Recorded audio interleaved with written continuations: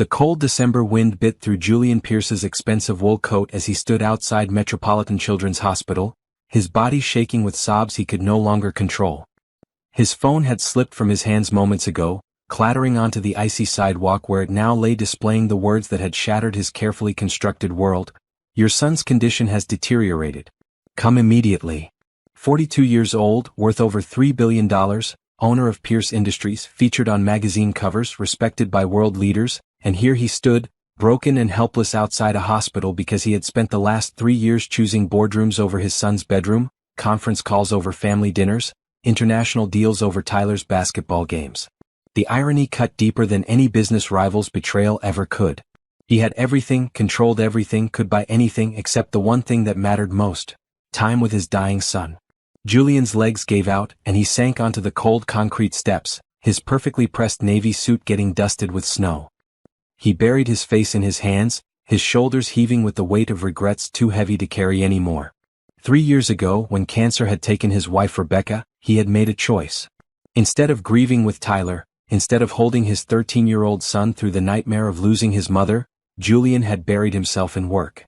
He had told himself he was providing for Tyler's future, ensuring financial security, building an empire his son could inherit. But the truth, the ugly truth he finally acknowledged on these frozen steps, was that work was easier than feeling, business was simpler than grief, and money could not hug you back. Sir, are you okay? A small voice broke through his spiral of despair. Julian looked up through tear-blurred eyes to find a little girl standing before him. She could not have been more than 7 years old, with beautiful dark skin that seemed to glow even in the harsh winter evening, and hair pulled back in 2 neat puffs decorated with bright red ribbons. She wore a puffy green coat that was slightly too big for her, and her brown eyes held a wisdom that seemed far beyond her years. I'm sorry, Julian managed, his voice rough and broken. He tried to wipe his face to compose himself, but the tears kept coming. I'm fine, sweetheart. You should go inside where it's warm. The little girl tilted her head, studying him with the kind of directness only children possess. You don't look fine. You look like how I looked when my goldfish Bubbles died. Mama says crying is okay because it means your heart is working. Despite everything, Julian felt a tiny smile crack through his despair. Your mama sounds very smart. She is, the girl said proudly. She's a nurse here. She helps sick kids feel better. Are you here because someone you love is sick? Julian nodded, unable to speak past the lump in his throat. The little girl stepped closer, seemingly unbothered by his tears or the fact that he was a complete stranger. She reached out and patted his hand with her small, mittened one. Don't cry, sir. I have an idea. She paused dramatically, and Julian found himself actually curious about what this tiny person would suggest. You can borrow my mom. I'm sorry, what? Julian blinked, certain he had misheard. My mom, the girl repeated patiently as if explaining something obvious. She's really good at making people feel better. She always knows what to say when I'm sad. And she gives the best hugs in the whole world. Since you look like you need a mom right now, you can borrow mine. I don't mind sharing. Julian stared at this child, this complete stranger who had just offered him the most genuine act of kindness he had experienced in years. In his world of calculated business moves, strategic partnerships, and transactional relationships, here was a 7-year-old offering to share the most precious thing she had because a stranger was crying. That's very kind of you, Julian said, his voice thick with emotion. But I couldn't possibly. Bria Johnson, what have I told you about talking to strangers? A woman's voice, warm but firm, interrupted them. Julian looked up to see a woman in bright blue scrubs approaching them quickly, concern evident on her face. She was beautiful, with rich brown skin and kind eyes that currently held a mixture of worry and mild exasperation. But Mama, he's crying, Bria explained, pointing at Julian as if that justified everything. I told him he could borrow you because you're good at making sad people feel better. You do it every day at work. The woman, apparently Bria's mother, reached them and gently pulled her daughter close. Her eyes met Julian's, and he saw the moment her expression shifted from wariness to recognition, then to professional concern. I apologize for my daughter. She has a very big heart, sometimes without boundaries. She paused, really looking at Julian for the first time. Are you all right, sir? Do you need medical assistance? Julian stood up shakily, suddenly aware of how he must look. Expensive suit rumpled, face red and wet with tears, sitting on hospital steps in the snow. I'm fine. My son is inside. He's 16. Tyler Pierce. They just called me. His condition has gotten worse. Recognition flickered across the woman's face. You're Tyler's father. It was not a question but a statement, and Julian could not quite read the tone. She knew Tyler. Of course she did. Tyler had been in this hospital for 2 weeks after collapsing at school.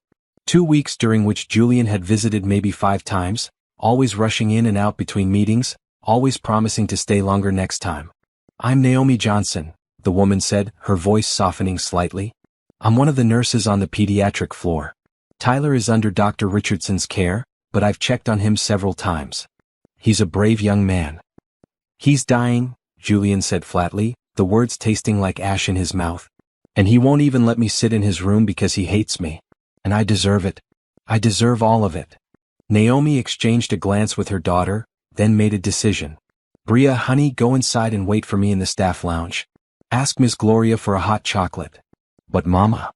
Now baby. Please. Naomi's tone left no room for argument.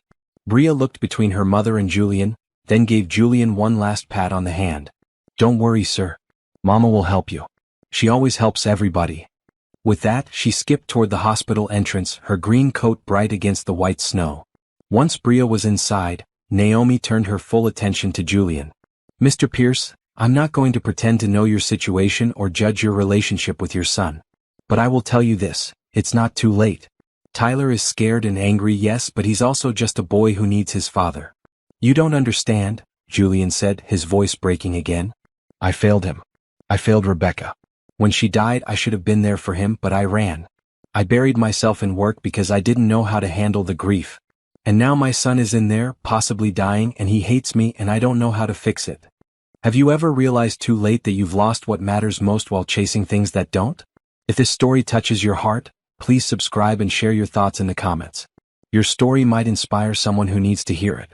Naomi was quiet for a moment, her breath forming small clouds in the cold air. Mr. Pierce, can I ask you something? If someone offered you help right now, any kind of help, would you take it? Julian looked at her, confused by the question. What kind of help? Any kind, Naomi repeated. Financial, emotional, practical. If someone stood here and said, let me help you, would you let them or would your pride get in the way? I don't need financial help, Julian said automatically, then caught himself. But if you're asking whether I'd accept help to fix my relationship with my son, to learn how to be the father he needs, then yes. God, yes. I'd do anything. Naomi nodded slowly. Then here's what you're going to do. You're going to go inside, wash your face, and go to Tyler's room. You're not going to make promises you can't keep or try to fix everything at once. You're just going to sit there. Even if he doesn't want to talk to you, you sit there. You show up. Consistently.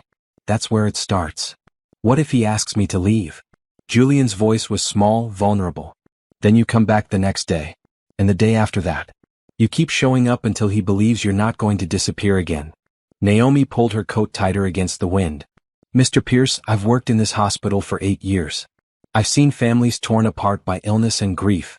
I've also seen families rebuilt. But it only works when people choose to be present, to accept help and to give grace, both to others and themselves. Julian nodded, something like hope stirring in his chest for the first time in hours. Thank you, Ms. Johnson. And please thank your daughter. She offered me something nobody else has in a very long time. Simple, genuine kindness. A small smile touched Naomi's lips. That's Bria. She sees the world as a place where everyone helps everyone. I'm trying to keep that light in her as long as possible. She paused, then added, my shift ends in 3 hours. If you need someone to talk to after you see Tyler, I'll be in the 4th floor staff lounge. Sometimes it helps to talk to someone who understands what families go through in places like this. Why would you do that? Julian asked, genuinely puzzled. You don't know me. No, but I know your son. And I know what it looks like when someone is genuinely trying to change. Also, my daughter literally offered to loan me out to you, so I suppose I should honor that commitment. This time, her smile reached her eyes. Julian found himself smiling back, a genuine smile for the first time in what felt like forever. I'll take you up on that offer. Thank you, Ms. Johnson. Call me Naomi, she said. Now go. Your son needs to see you even if he doesn't know it yet. Julian watched Naomi walk toward the hospital entrance, her blue scrubs bright against the winter evening, and felt something shift inside him. A stranger and her daughter had shown him more compassion in 10 minutes than he had experienced in years of business dealings. And they had taught him something crucial. Accepting help was not weakness. It was the first step toward healing. He picked up his phone from the sidewalk, brushed off the snow, and walked toward the hospital doors. Inside, the warmth hit him immediately, along with the familiar smell of antiseptic and the sounds of beeping machines and quiet conversations. Julian made his way to the men's room, where he splashed cold water on his face and tried to compose himself. The man staring back at him in the mirror looked older than 42, with lines of stress etched around his eyes and mouth. "You can do this," he told his reflection. "Just show up. That's all you have to do. Show up." 10 minutes later, Julian stood outside room 412, his heart pounding. Through the small window in the door, he could see Tyler lying in the hospital bed, looking so much smaller and younger than his 16 years. The boy had his mother's features, her light brown hair and hazel eyes, and seeing him always made Julian's heart ache with loss and love and regret. Julian knocked softly and entered without waiting for permission. Tyler's head turned toward the door, and his expression immediately hardened when he saw his father. "What are you doing here?" Tyler's voice was hoarse, tired. "Don't you have a meeting in Tokyo or London or somewhere that's not here?" The words stung, but Julian had expected them. "You deserve them. I'm here for you, Tyler. Dr. Richardson called me about your complications. So you came out of obligation. Great. You can leave now and tell everyone you did your fatherly duty." Tyler turned his face away, staring at the wall. Julian pulled a chair close to the bed and sat down. "I'm not leaving, son." "Don't call me that," Tyler snapped, his voice breaking. "You lost the right to call me that when you chose your company over your own kid." The accusation hung in the air between them, sharp and painful and true. Julian took a deep breath, remembering Naomi's advice. "Don't make promises you can't keep. Just be present." "You're right," Julian said quietly. "I did choose wrong. When your mom died, I ran away instead of being there for you. I convinced myself I was working hard for your future, but the truth is I was just scared. Scared of facing the grief, scared of being a single parent, scared of failing you the way I felt like I'd failed your mother by not being able to save her." Tyler remained silent, but Julian could see his jaw tightening, a sign he was listening. "I know sorry isn't enough," Julian continued. "I know showing up now after months of being absent doesn't erase the times I missed your games, your awards, your life. But Tyler, I'm here now. And I'm not going anywhere. Even if you hate me, even if you don't want me here, I'm staying. You're my son and I love you and I'm done running away." For a long moment, the only sound in the room was the steady beep of the heart monitor. Then Tyler spoke, his voice barely a whisper. "Mom would be so disappointed in you." The words were a knife to Julian's heart, but they were also true. "I know. I'm disappointed in myself. But I think she'd also want me to try to make things right. And that's what I'm going to do. Starting now. Starting here." Tyler finally turned to look at him, and Julian was startled to see tears streaming down his son's face. "I'm scared, Dad. I'm so scared. What if I don't get better? What if I end up like Mom?" Without thinking, Julian moved to the bed and carefully wrapped his arms around his son, mindful of the various tubes and monitors. Tyler stiffened for a moment, then collapsed against him, sobbing into his father's expensive suit jacket. "I'm here," Julian whispered, his own tears falling freely now. "I'm here and I'm not leaving. We're going to get through this together. I promise you, Tyler. I'm done being absent. I'm done prioritizing everything else over you." They stayed like that for a long time, father and son, holding each other in a way they hadn't since Rebecca died. And for the first time in 3 years, Julian felt like maybe, just maybe, he could find his way back to being the father Tyler needed. When Tyler finally pulled away, exhausted from the emotional outburst, he lay back against his pillows. "Will you really stay?" he asked, his voice small and uncertain. "Every day," Julian promised.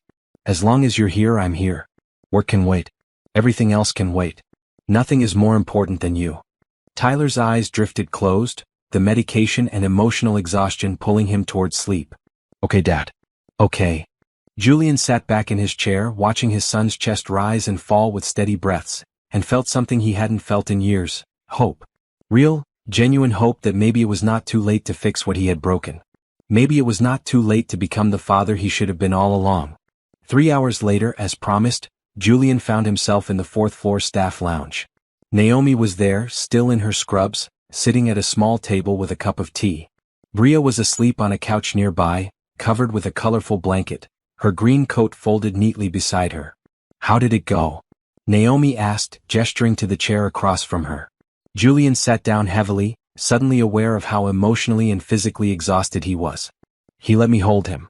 We both cried. He's still angry and he has every right to be, but he asked me to stay. He actually asked me to stay. Naomi's smile was warm and genuine. That's a good start, Mr. Pierce. That's a very good start.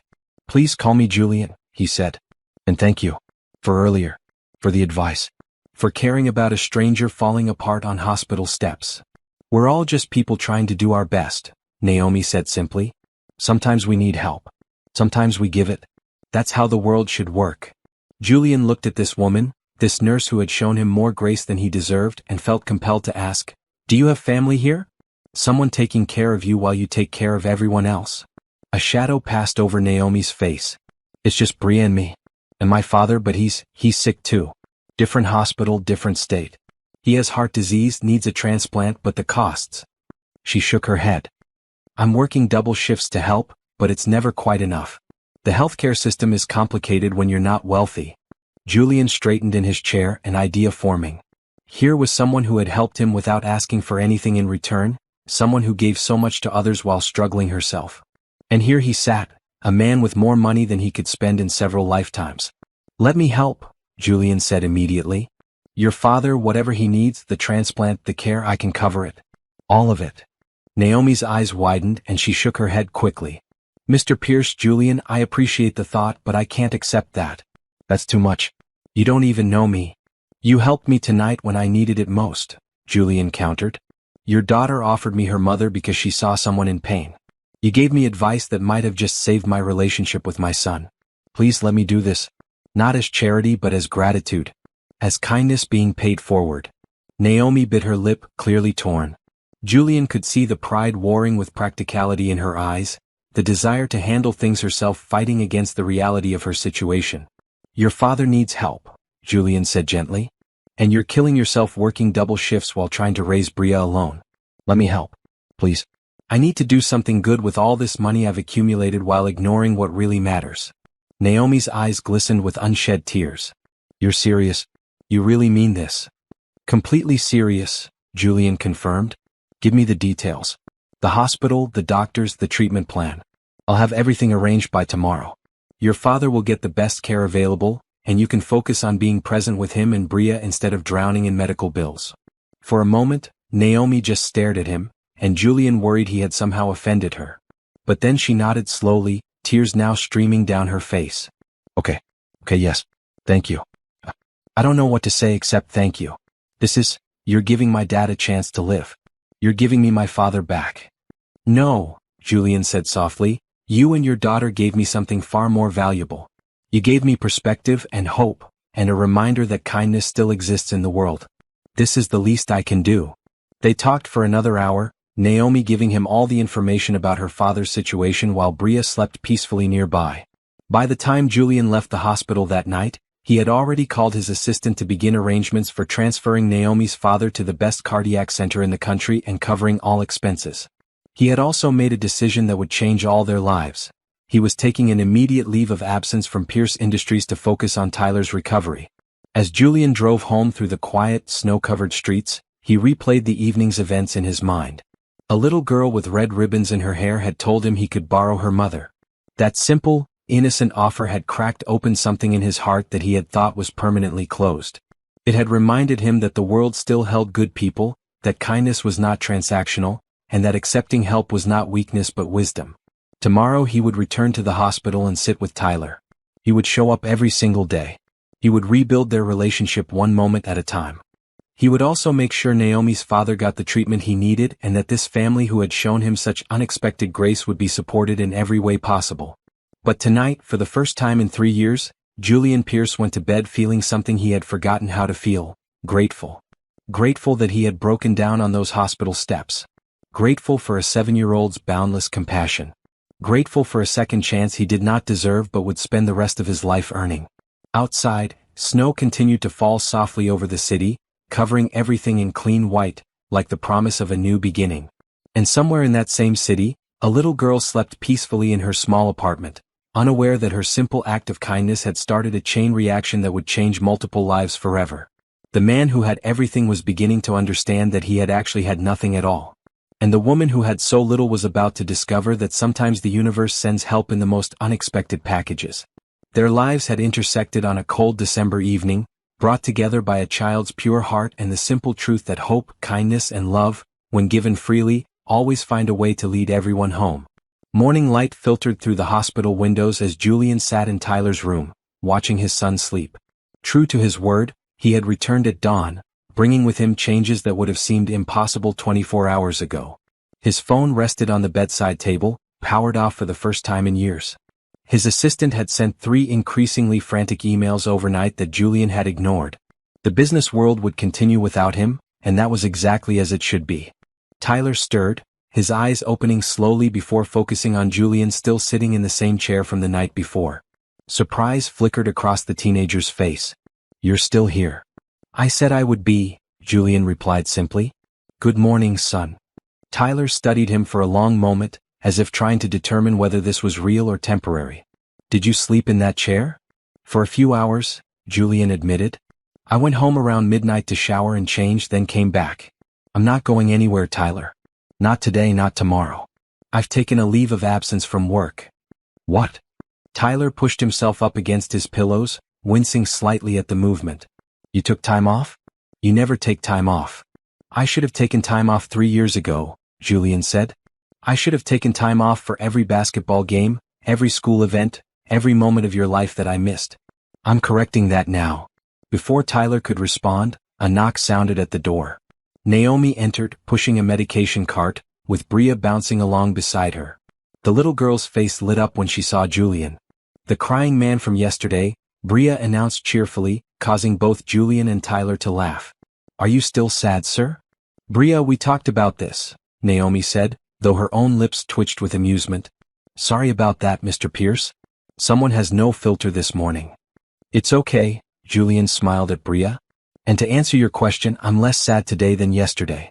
You and your mom helped with that." "See, Mama?" Bria beamed. "I told you sharing you would work." Tyler looked between them, clearly curious. "Sharing?" "Long story," Julian said. "I'll tell you later." Naomi checked Tyler's vitals and administered medication while maintaining a professional demeanor, but Julian noticed the warmth in her eyes when she looked at his son. "How are you feeling this morning, Tyler?" "Any pain?" "A little," Tyler admitted. "But it's okay." "You should tell us when you're in pain," Naomi said gently. "That's what we're here for. We can adjust your medication to make you more comfortable." "Mama makes everybody feel better," Bria chimed in, now standing on her tiptoes to peer at the various monitors. "She has magic hands." "Not quite magic," Naomi said, ruffling her daughter's hair. "Just nursing school and lots of practice." As Naomi worked, Julian watched how naturally she interacted with Tyler, how her presence seemed to ease some of his son's tension. She had a gift for making people feel seen and cared for, not as patients but as human beings. It was no wonder Bria was such a compassionate child with this woman as her mother. "Mr. Pierce," Naomi said as she finished her checks, "Dr. Richardson wants to speak with you this morning about Tyler's treatment plan. He should be making rounds within the hour." "I'll be here," Julian confirmed. "And Naomi, I meant what I said last night. I've already set things in motion for your father's transfer. My team is coordinating with his current facility now." Naomi's eyes widened, and her professional composure cracked slightly. "Already? I thought you might need more time to arrange everything." "When something matters, you don't wait," Julian said. "He should be transferred to Central Memorial's Cardiac Center by this afternoon. Dr. Patricia Okoye will be his primary physician.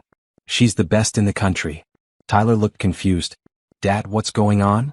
Before Julian could answer, Naomi spoke up, her voice thick with emotion. "Your father is helping my dad. He needs a heart transplant and the costs have been overwhelming. Your father has offered to cover everything." "Seriously?" Tyler looked at his father with surprise. That's actually really cool, Dad." "Your father is very kind," Naomi said, wiping at her eyes quickly. "I'm sorry, I don't usually get emotional at work. It's just, you're giving my family hope. Real hope. I can't thank you enough." "No thanks necessary," Julian said firmly. "You helped me when I needed it. Let me help you." Bria, who had been listening intently, suddenly rushed over to Julian and hugged his legs tightly. "Thank you for helping my grandpa," she said, her voice muffled against his pants. He tells the best stories and I don't want him to go away like Bubbles did.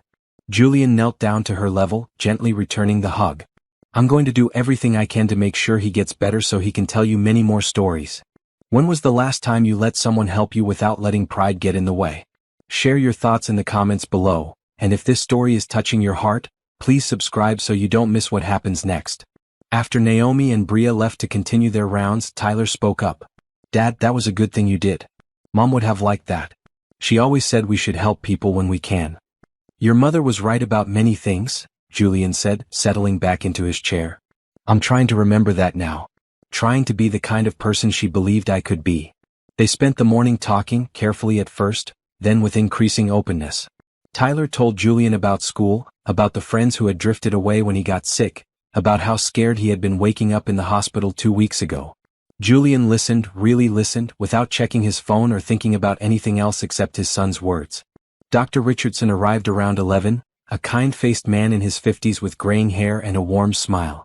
He greeted Tyler first, then turned to Julian. Mr. Pierce, I'm glad you're here. We need to discuss Tyler's prognosis and treatment options.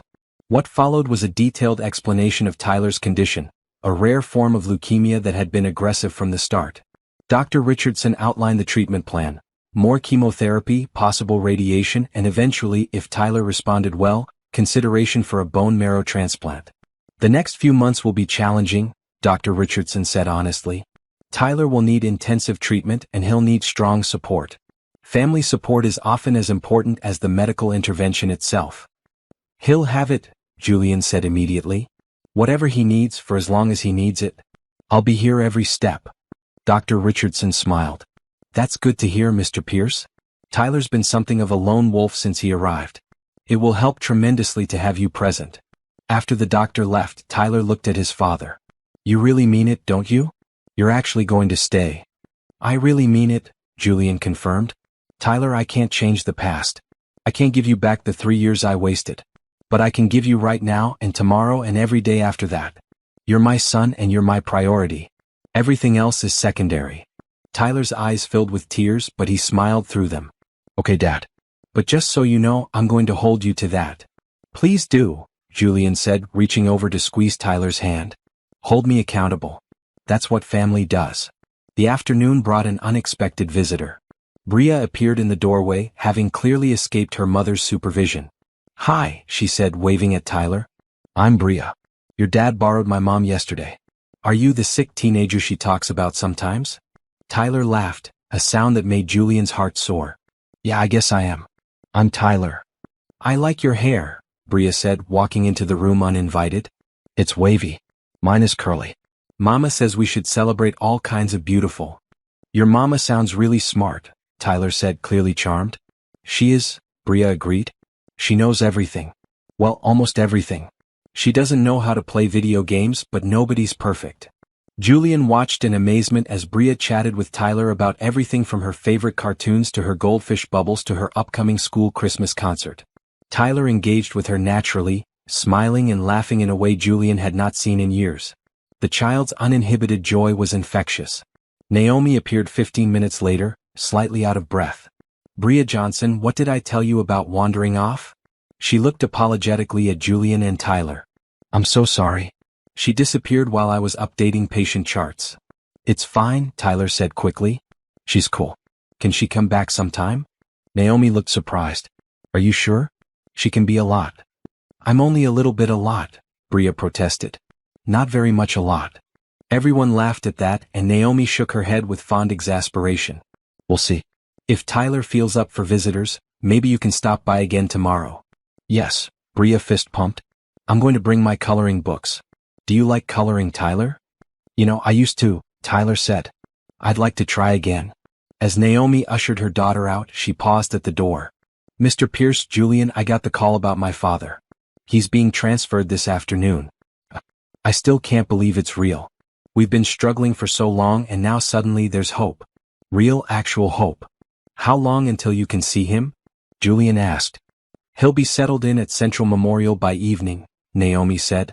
I have to finish my shift here, but I'm planning to drive over after work. That's 3 hours away, Julian said, frowning. And you've been working double shifts. You must be exhausted. I'll manage, Naomi said with a tired smile. I always do. An idea struck Julian, one that felt both impulsive and absolutely right. Let me drive you. Both of you. I have a driver, a comfortable car. You and Bria can rest on the way, and you won't have to worry about navigating while tired. Plus, I can make sure everything is set up properly at the hospital. Naomi hesitated, and Julian could see her instinct to refuse warring with practical reality. Julian, you've done so much already. I can't ask you to do more. You're not asking. I'm offering, Julian pointed out. And think about Bria. She'll be more comfortable in my car than dealing with a long train ride or bus trip. Please, Mama? Bria's voice drifted in from the hallway where she had been eavesdropping. I want to see Grandpa. And Mr. Julian's car is probably super fancy. Naomi laughed despite herself. That child. She looked at Julian, searching his face for any sign of obligation or pity, but finding only genuine desire to help. Okay. Yes. Thank you. We'd appreciate the ride. It's settled then, Julian said. What time do you finish your shift? 7, Naomi replied. But Julian, please don't feel like you have to wait here all day. I'm not going anywhere, Julian said, glancing at Tyler. I have everything I need right here. After Naomi and Bria left, Tyler spoke up. Dad, they're really nice. Naomi and her daughter. They are, Julian agreed. They're good people. Are you? Tyler paused, choosing his words carefully. Are you helping them because you feel guilty or because you actually want to?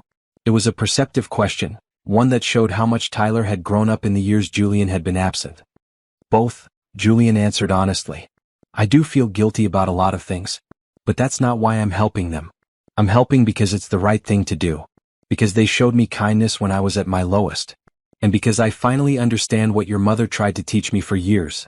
Money only matters when you use it to make a positive difference in people's lives. Tyler nodded slowly. Mom would really like them. She would have been friends with Naomi. They're both the kind of people who care about everyone.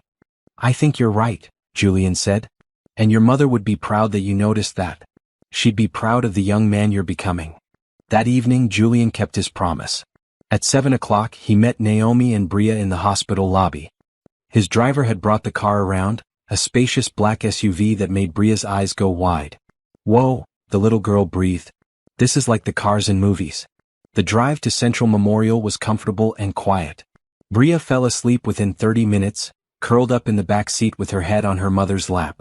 Naomi stroked her daughter's hair absently, staring out the window at the passing scenery. Penny for your thoughts? Julian asked from the seat beside her. Naomi smiled slightly. Just thinking about how much can change in 24 hours. Yesterday morning, I was working double shifts and rationing my father's medication because we couldn't afford his full prescription. Today, he's being transferred to one of the best cardiac centers in the country, and I'm riding in a car that costs more than I make in 5 years, driven by a man who was a complete stranger yesterday. Life is strange sometimes, Julian agreed. Full of unexpected turns. Is it always this easy for you? Naomi asked, not unkindly. Helping people, I mean. You just decide to do something and it happens. Julian considered this. The doing part is easy when you have resources. The deciding part, the seeing what needs to be done and caring enough to act on it, that's harder.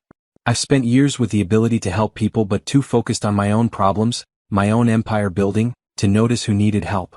Your daughter changed that in about 5 minutes. She has a gift, Naomi said softly, looking down at Bria's sleeping face. She sees people's hearts. Not their wallets or their titles or their problems. Just their hearts. I hope the world never makes her cynical. With you as her mother, I doubt it will, Julian said. They arrived at Central Memorial just before 10. The hospital was impressive, a state-of-the-art facility that spoke of cutting-edge medical care and substantial funding. Julian's team had worked quickly. By the time they arrived, Naomi's father, Robert Johnson, was already settled in a private room in the cardiac ward. Bria woke up as they entered the building, immediately alert. Is Grandpa here? Can I see him? A nurse directed them to the room, and Bria rushed ahead despite her mother's calls to slow down. By the time Julian and Naomi caught up, Bria had already climbed onto her grandfather's bed and was hugging him carefully. Robert Johnson was in his early 60s but looked older, worn down by illness and struggle. His dark skin had an ashen undertone, and he was connected to various monitors. But his eyes, when they met Naomi's, were bright with tears and love. My baby girl, he said, his voice weak but warm. They told me what happened. They told me about the transfer, the treatment plan, everything. I couldn't believe it. Naomi went to her father's other side, taking his hand gently. Dad, this is Julian Pierce. He's the one who made this possible. Robert's gaze shifted to Julian, who stood respectfully near the door, not wanting to intrude on the family moment. Mr. Pierce, I don't have words to thank you. You're saving my life. You're giving my daughter her father back and my granddaughter her grandpa. How can I ever repay such a gift? Julian stepped closer, genuinely moved by the man's emotion. Mr. Johnson, I don't want repayment. Your daughter and granddaughter showed me kindness when I desperately needed it. This is me paying that forward. Besides, Bria informed me yesterday that you tell the best stories. The world needs people who tell good stories. Robert laughed, which turned into a cough. After recovering, he smiled at Julian. She's right. I do tell the best stories. And Mr. Pierce, I promise you, when I'm out of this hospital, I'll tell you every story I know as payment. I'd like that, Julian said sincerely. But for now, focus on getting better. You have the best doctors, the best care. Let them do their work. They stayed for another hour, during which Julian learned that Robert had been a teacher for 35 years before his health forced him into early retirement. He had raised Naomi alone after his wife died when Naomi was just 10, working 2 jobs to put her through nursing school. Despite his illness, his love for his family radiated from every word and gesture. On the drive back, Bria once again fell asleep quickly, but this time Naomi stayed awake, looking at Julian with an expression he could not quite read. Why are you really doing all this? She asked quietly. And please don't say it's just about paying forward kindness. There has to be more. Julian thought about this, wanting to give her an honest answer. 3 years ago I lost my wife. Instead of grieving with my son, I ran away into work. I convinced myself I was being responsible, being strong, providing for Tyler's future. But the truth is I was just a coward. I couldn't handle the pain, so I avoided everything, including my son. And that avoidance almost cost me Tyler forever. He paused, gathering his thoughts. Yesterday, when I got that call about Tyler's condition getting worse, I realized I had wasted 3 years. 3 years I'll never get back. 3 years Tyler needed me and I wasn't there. And I was sitting on those hospital steps, completely broken, when your daughter walked up to me. Julian looked at Naomi directly. Bria didn't see a billionaire or a CEO or any of the things I've spent my life building. She just saw a person who was sad. And her solution was to offer the most precious thing she has, her mother. That kind of uncomplicated kindness, that immediate desire to help someone who's hurting, it reminded me of who I used to want to be. Who my wife always saw in me even when I didn't see it in myself. So yes, he continued, I'm helping because of kindness. But I'm also helping because you and your family represent something I lost sight of. The understanding that we're all connected, that we're supposed to take care of each other, that having resources means having responsibility. Your father shouldn't die because he can't afford treatment. Bria shouldn't grow up without her grandfather. And you shouldn't have to work yourself to death trying to save him. If I can fix that, why wouldn't I? Naomi was crying softly, tears streaming down her face in the dim light of the car. You're a good man, Julian Pierce. A better man than you give yourself credit for. I'm trying to be, Julian said. Your family is helping me remember how. When they arrived back at the city, Julian insisted on having his driver take Naomi and Bria all the way home, despite Naomi's protest that they could take the subway from the hospital. It's late, you're exhausted, and Bria is asleep, Julian pointed out reasonably. Let me do this one last small thing. Naomi finally agreed, too tired to argue. As the car pulled up to a modest apartment building in a working-class neighborhood, she turned to Julian. Will you really be here tomorrow? At the hospital with Tyler? Every day, Julian promised. I'm not going anywhere. Then maybe, if it's okay with you and Tyler, Bria and I could visit again. She really seemed to connect with your son. We'd like that, Julian said warmly.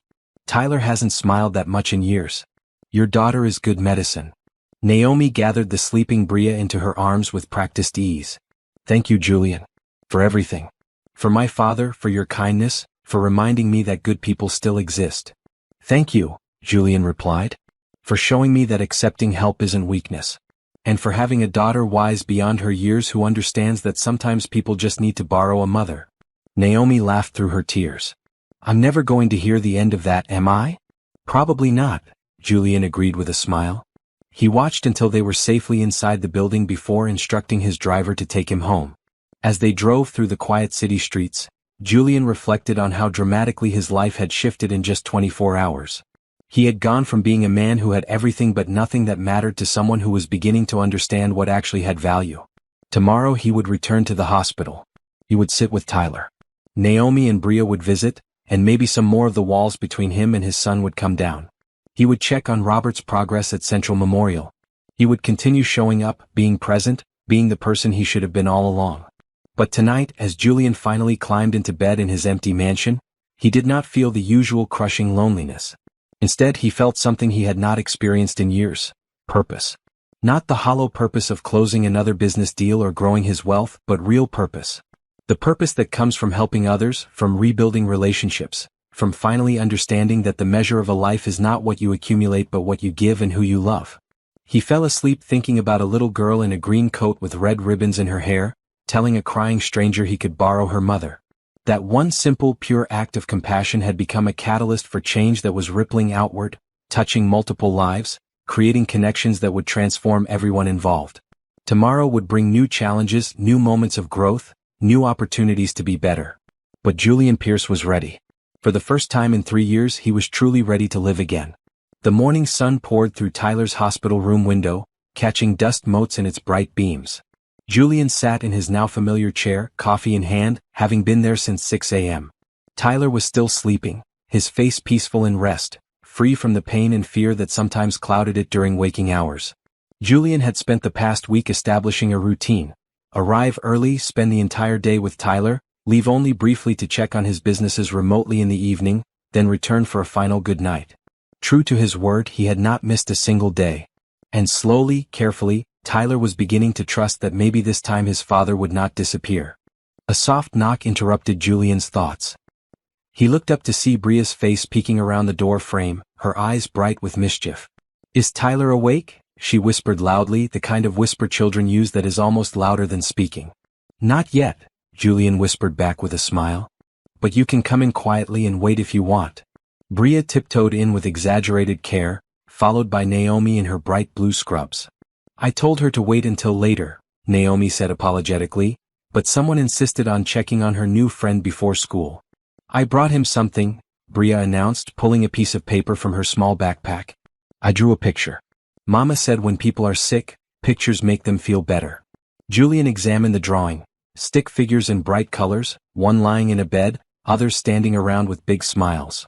At the top, written in careful 7-year-old handwriting, "Get well, Tyler. From your friend Bria." "He's going to love this," Julian said sincerely. "You're a good friend, Bria." "I know," Bria said matter-of-factly, with no arrogance, just the simple confidence of a child stating truth. "Mama says friends show up. So I'm showing up." Naomi met Julian's eyes over her daughter's head, and they shared a smile. In many ways, Bria was teaching them all about the fundamentals of human connection. Show up, be kind, share what you have, love without conditions. Tyler stirred, his eyes fluttering open. He saw Bria first and immediately smiled. "Hey Bria. Is it coloring day?" "I can't stay," Bria said, bouncing on her toes. "School starts soon. But I brought you this."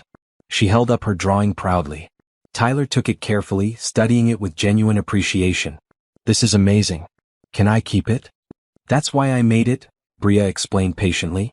"So you can look at it and remember you have friends." Something flickered across Tyler's face, an emotion Julian recognized: loneliness. Tyler's friends had visited once or twice in the first week but had gradually stopped coming. Teenage lives moved fast and illness made people uncomfortable. But here was Bria, 7 years old, faithfully appearing every morning before school. "Thank you, Bria," Tyler said, his voice thick. "This means a lot." After Naomi took Bria to school, Julian helped Tyler tape the drawing to the wall where he could see it from his bed. They had been adding to this wall all week: photos, cards, magazine cutouts.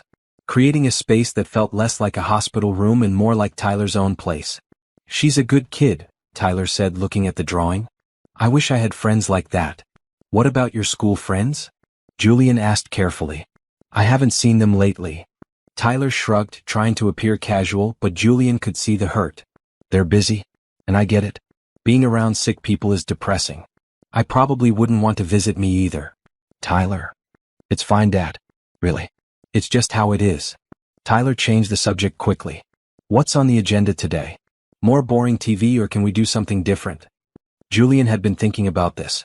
Tyler was stable enough for some activities, and Dr. Richardson had mentioned that engagement and stimulation could help with mental health during treatment. An idea had been forming, one that might help both Tyler and others. "How would you feel about meeting some of the other kids on this floor?" Julian asked. "The ones who don't get many visitors?" Tyler looked surprised. "What do you mean?" "Naomi mentioned there are several long-term patients here, kids with chronic illnesses who are here for weeks or months. Some of them don't have much family support. I thought maybe you could visit them, talk to them. Share what you're going through."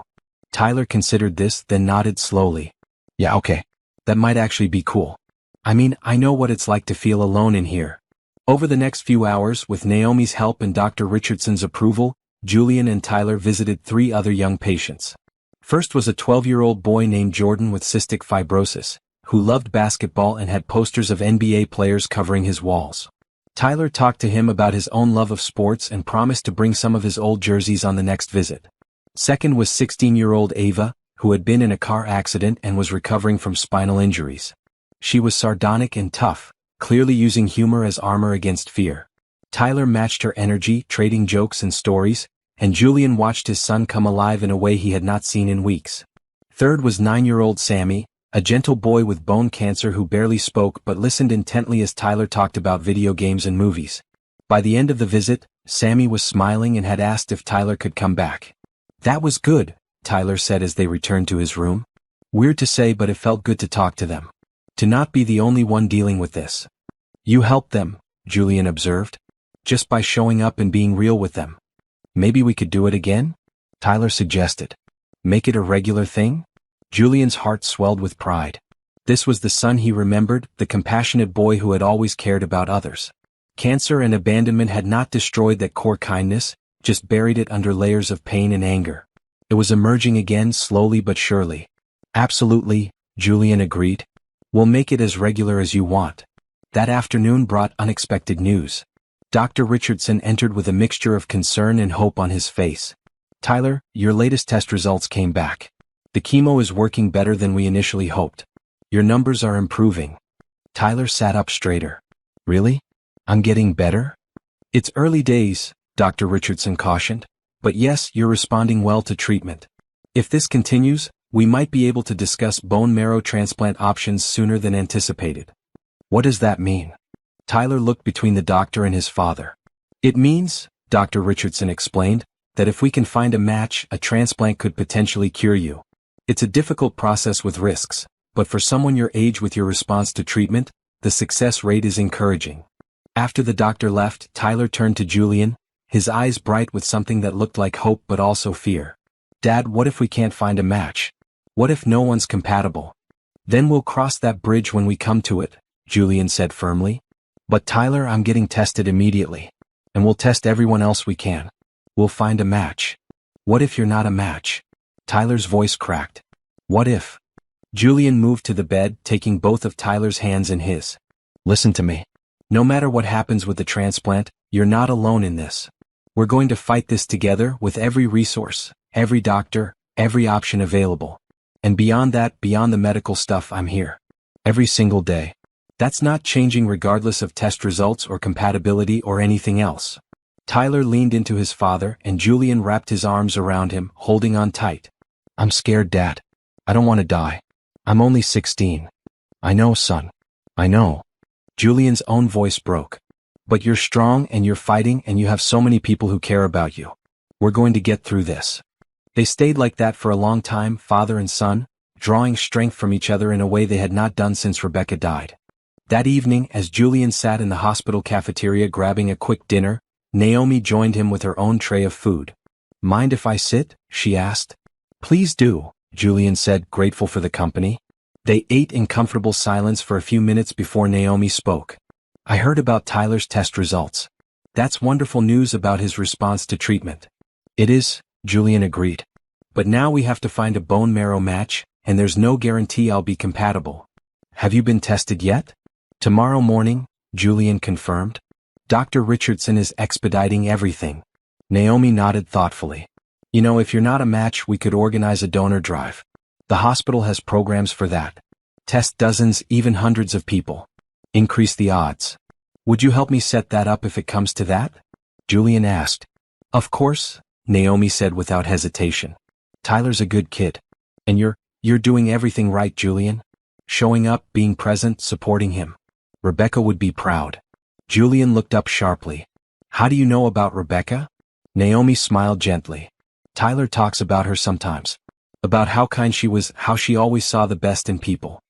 He says you're starting to remind him of her. Julian had to clear his throat, emotion threatening to overwhelm him. That's the best compliment anyone could give me. They talked for another hour, Naomi sharing stories about her father's progress at Central Memorial, how he was already stronger with proper treatment and nutrition. Julian told her about Tyler's visits to the other young patients and his idea to make it a regular thing. That's beautiful, Naomi said. You're building community in a place where people often feel isolated. That's powerful, Julian. I'm learning from the best teachers, Julian said, gesturing to indicate Naomi and Bria.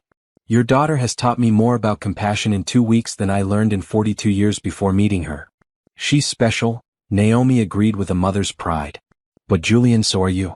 You're taking the lessons and acting on them. That's what matters. Their conversation was interrupted by a commotion near the cafeteria entrance. Julian looked up to see a man and woman, both looking exhausted and worried, speaking urgently to a hospital staff member. Lost their insurance, the staff member was saying. Without coverage, we can't proceed with the surgery. Julian's ears perked up and Naomi noticed. Don't even think about it, she said, reading his mind. Think about what? Julian asked innocently. You can't solve every problem in this hospital, Julian. You have to focus on Tyler. I can do both, Julian countered. He stood, approaching the distressed couple. Excuse me, I couldn't help overhearing. What surgery does your child need? The woman looked at him with red, swollen eyes. Our daughter has appendicitis. She needs emergency surgery, but our insurance lapsed because I lost my job last month. Without immediate payment, they can't schedule her until tomorrow at the earliest, and the doctor says she doesn't have that long. What's your daughter's name? Julian asked. Sophie. She's 8. Where is she now? In the emergency room in so much pain, the father said, his voice breaking. We're trying to figure out payment plans, loans, anything. Julian pulled out his phone, called the hospital's billing department directly. 5 minutes later it was arranged. Sophie's surgery is covered. They're prepping the OR now. Your daughter will be taken care of. The parents stared at him in shock. What? Who are you? We can't accept. You can and you will, Julian said firmly but kindly. Your daughter needs surgery. That's what matters. Go be with her. The financial details are handled. The mother burst into tears, hugging Julian despite being a complete stranger. Thank you. Oh God, thank you. I don't know who you are, but you just saved our baby. Just someone who can help and wants to, Julian said simply. Go be with Sophie. After they rushed off, Julian returned to Naomi, who was shaking her head but smiling. You're impossible. I prefer determined, Julian corrected with a grin. Julian, you can't pay for everyone's medical bills. Why not? Julian asked seriously. I have the money. They have the need. Why would I not help? Naomi had no answer for that because in truth, there was no good reason not to help when help was possible. Over the next week, word spread through the hospital about the mysterious benefactor helping families in crisis.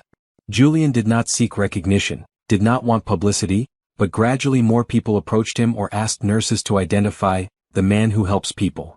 He set up a system. Families in genuine financial crisis were referred to his assistant, who would verify the situation and arrange payment. It was not charity for charity's sake but practical help for people facing impossible situations. Tyler watched his father's activities with growing pride. Dad, you're like a superhero but with a checkbook instead of superpowers. Money isn't a superpower, Julian corrected. Compassion is. The money is just a tool. Your mom understood that. I'm finally learning. Bria continued her daily visits, bringing drawings, stories, and unstoppable enthusiasm. She also began visiting Jordan, Ava, and Sammy, spreading her particular brand of joy to anyone who would accept it. The pediatric floor gradually became a more hopeful place, with Tyler and Bria at the center of an expanding circle of connection. One evening, as Julian sat with Tyler watching a movie, his son spoke up during a commercial break. Dad, I've been thinking. If you're not a match for the transplant, I want to do the donor drive. Make it public. Use your name to get people to sign up. Are you sure? Julian asked. That's a lot of attention. I'm sure, Tyler said firmly. If my situation can help build the donor database and potentially save other people too, why wouldn't we do that? Mom would have done it without hesitation. Julian smiled, pride overwhelming him. You're absolutely right. And yes, if I'm not a match, we'll do the biggest, most comprehensive donor drive this city has ever seen. Cool, Tyler said, settling back against his pillows. And Dad? Thanks for staying. For really staying this time.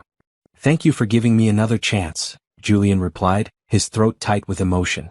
Well, Tyler said thoughtfully, you did have help from a 7-year-old who told you to borrow her mom. Pretty hard to ignore that kind of sign. They both laughed, and Julian reflected on how true that was. Bria's simple, innocent offer had been exactly the wake-up call he needed. And now, nearly 3 weeks later, his entire life had transformed. He was present, engaged, building relationships, helping others, and most importantly, rebuilding his bond with his son. The next morning, Julian got tested for bone marrow compatibility. The results would take a week to process. In the meantime, he continued his routine. Mornings with Tyler, afternoons helping other families, evenings checking in with Naomi about her father's progress. Robert Johnson was thriving under his new care plan. He had gained weight, his color had improved, and he was officially on the transplant list with a good prognosis. Naomi brought him to visit the hospital one afternoon, and Julian was struck by the difference in the man he had met just 2 weeks earlier. Mr. Pierce, Robert said, gripping Julian's hand firmly, I don't know how to thank you properly. You've given me my life back. You can thank me by being here for Naomi and Bria for many years to come, Julian said. That's all the thanks I need. I heard what you've been doing, Robert continued, helping other families here. That's real grace, son. That's what having money should look like. I'm learning, Julian admitted. Your granddaughter has been an excellent teacher. Bria has a gift, Robert agreed. Inherited it from her grandmother. My late wife had the same ability to see straight to people's hearts. Naomi got her strength, Bria got her insight. That night, Tyler's results came back from Dr. Richardson's latest round of tests. The chemo was continuing to work. Tyler's cancer was in remission. Not cured, not yet, but controlled. The transplant was now more important than ever because it represented the chance for a complete cure. This is good news, Dr. Richardson emphasized. Better than good. Tyler's body is responding beautifully to treatment. If we can find a compatible donor and proceed with the transplant in the next 2 to 3 months, his prognosis is excellent. What are the odds without a transplant? Tyler asked directly, his voice steady. Dr. Richardson did not sugarcoat it. The cancer could return. With a transplant, we're looking at an 85% long-term survival rate for someone your age with your response pattern. Without it, maybe 40%. The transplant is really the best path forward. After the doctor left, Tyler looked at Julian. So now we just need to find a match. Simple, right? One step at a time, Julian said. We'll know my results in a few days. And if I'm not compatible, we launch the donor drive immediately. Tyler, we're going to find you a match. Tyler nodded, then smiled slightly. You know what's weird? I'm not as scared as I thought I'd be. I mean, I'm still scared, but not like before. Having you here, having Bria and Naomi, even Jordan and Ava and Sammy, it's like I'm not fighting alone anymore. You're definitely not alone, Julian confirmed. You've got an entire community now. We're all in this together. And that was the truth. What had started with a crying billionaire on hospital steps and a 7-year-old's offer to loan out her mother had grown into something larger. A network of care and support, of people helping people, of connections that transcended money or status or circumstance. Julian realized that while he had been building businesses and accumulating wealth for decades, this right here, this web of human relationships and mutual support, was the real legacy worth leaving. Tyler was learning it too, through his visits with other patients and his growing friendship with Bria. That night, as Julian finally headed home, he stopped by the hospital chapel. He was not particularly religious, but something drew him in. The small room was empty, quiet, lit only by electric candles. He sat in a pew and simply thought. About Rebecca and how much he missed her. About Tyler and the second chance he had been granted. About Naomi and Bria and Robert and all the families he had helped over the past weeks. About how close he had come to missing all of this by staying locked in his self-imposed exile of work. I'm trying, Rebecca, he said quietly to the empty room. I'm trying to be the man you always believed I could be. I'm trying to be the father Tyler deserves. I'm sorry it took me so long to figure out what really matters. He sat there for another few minutes, finding unexpected peace in the silence. Then he stood, squared his shoulders, and headed home to rest for another day of showing up and being present. Because that was the thing about building bridges in broken places. It happened one plank at a time, one day at a time, one act of kindness at a time. And Julian Pierce was finally ready to put in the work. The pediatric floor of Metropolitan Children's Hospital buzzed with an energy that had nothing to do with medical urgency. It was December 25th, Christmas morning, and the entire ward had been transformed overnight into a winter wonderland that somehow managed to be festive without being overwhelming. Julian had orchestrated all of it, but not alone. With Naomi's guidance, Tyler's input, and Bria's enthusiastic suggestions, they had turned the normally sterile floor into something magical. Real pine garlands adorned the hallways, filling the air with that distinctive Christmas scent. Soft white lights twinkled along every surface. A massive tree stood in the common room, decorated with ornaments that the young patients had made themselves over the past week. But the real gift, the one Julian had spent the last 3 days coordinating, was something else entirely. "Dad, are you sure about this?" Tyler asked from his wheelchair, looking around at the preparations. He had been too weak to walk much lately, but his spirits remained high. "This is a lot." "I'm completely sure," Julian said, adjusting the bright red sweater he wore. Tyler wore green. Naomi had insisted they needed to match the holiday theme, and Julian found he did not mind. A month ago he would have scoffed at wearing anything so casual. Now it felt perfectly right. Bria appeared around the corner, wearing a red dress with white fur trim, looking like a tiny, enthusiastic Christmas elf. "Is it time? Can we start? Please say we can start." Naomi followed her daughter, laughing. "Bria, you need to be patient. We're waiting for everyone to gather."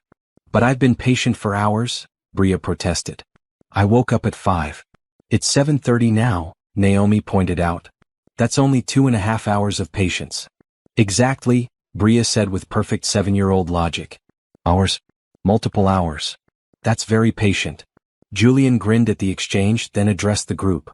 "Okay, let's start gathering families. Tyler, you and Bria can begin visiting rooms and inviting people to the common area." Over the next 30 minutes, the common room filled with patients and their families. Children in hospital gowns or wheelchairs, parents who looked exhausted but hopeful, siblings who had been living in hospital waiting rooms. Jordan, Ava, and Sammy, the 3 patients Tyler had befriended, sat near the front, curious about what was happening. When everyone was assembled, Julian stood next to the Christmas tree, suddenly nervous. He had given presentations to thousands of people, pitched to hostile boardrooms, negotiated billion-dollar deals. But speaking to this group felt more important and more vulnerable than any of that. "Thank you all for coming," Julian began, his voice carrying across the room.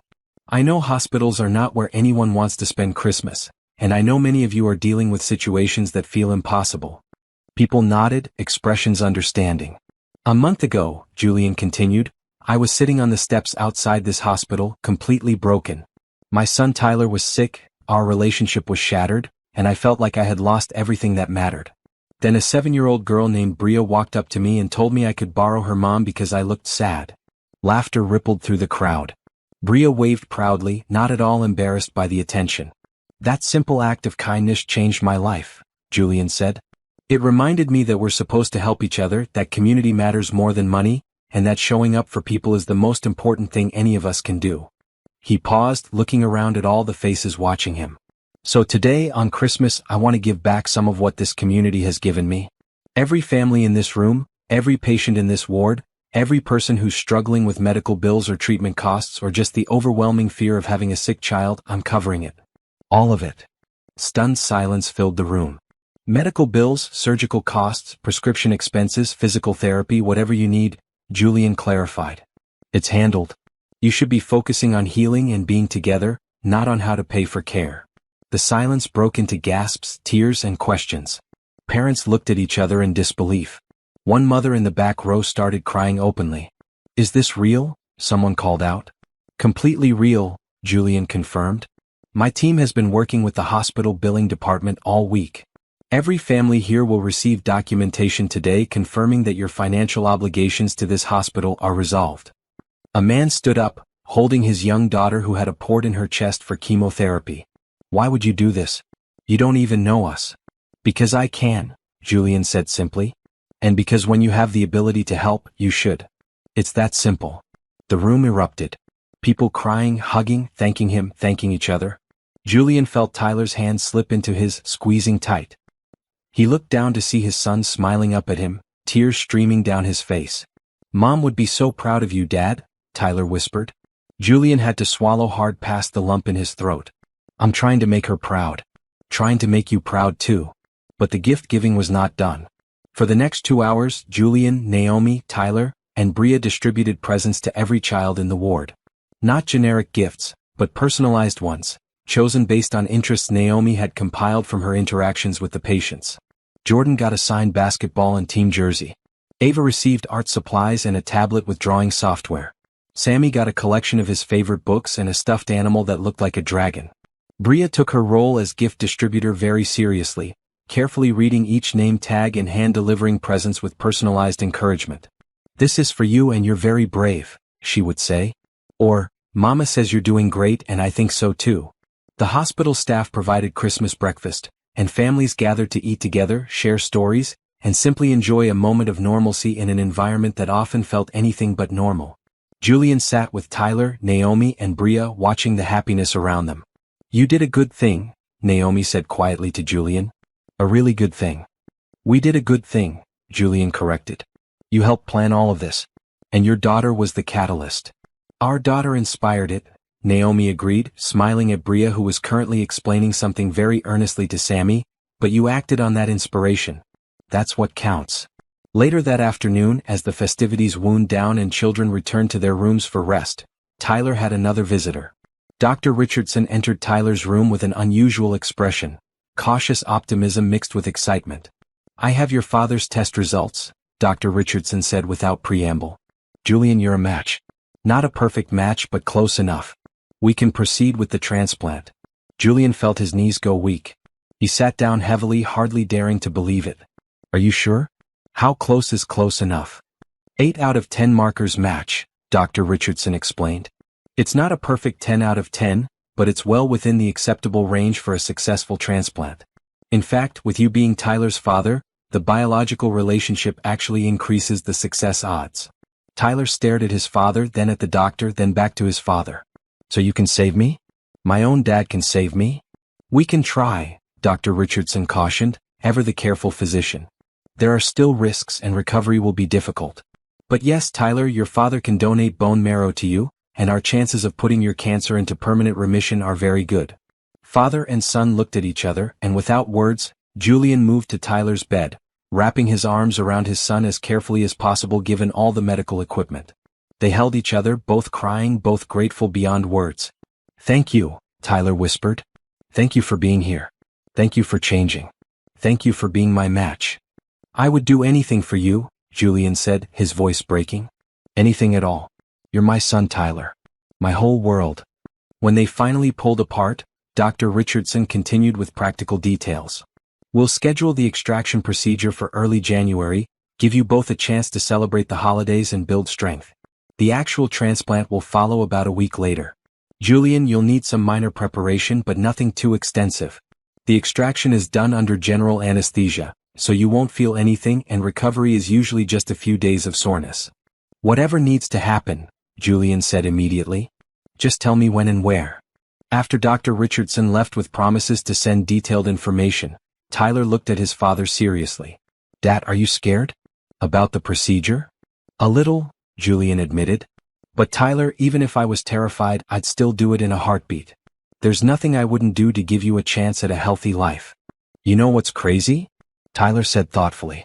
"A month ago, if you'd told me you'd be here, that you'd be my donor, that we'd be close again, I would have said you were lying. I had given up on you ever being my real dad again." "I'm so sorry." Tyler held up a hand. "Let me finish. I would have been wrong to give up. You proved that. You showed up, every single day exactly like you promised. You changed, Dad. You really changed. And now you're literally going to save my life. That's..." Tyler wiped at his eyes. "That's more than I ever hoped for." "You saved my life too," Julian said. "By giving me another chance. By letting me back in." They spent the rest of Christmas Day together, joined periodically by Naomi and Bria. Bria was fascinated by the transplant news, asking endless questions about how bone marrow worked, whether it hurt, and if Tyler would become part Julian after the procedure. "He's already part of me," Julian explained. He's my son. This just gives him some of my healthy bone marrow to help his body fight the cancer. So you're sharing yourself to save him, Bria summarized. Like sharing toys but with body parts. Everyone laughed at that simplification, but Bria was not entirely wrong. That was essentially what organ donation was, sharing parts of yourself to help another person live. That evening, Naomi's father Robert arrived, having gotten special permission to leave Central Memorial for Christmas evening. He looked healthier than ever, his color good, his energy much improved.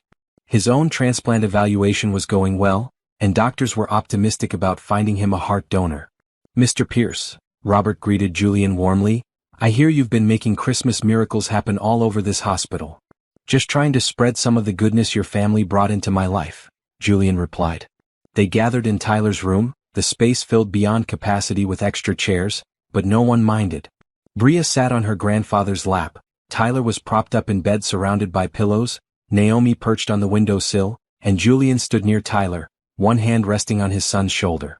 This is what Christmas should be, Robert said, looking around at the assembled group.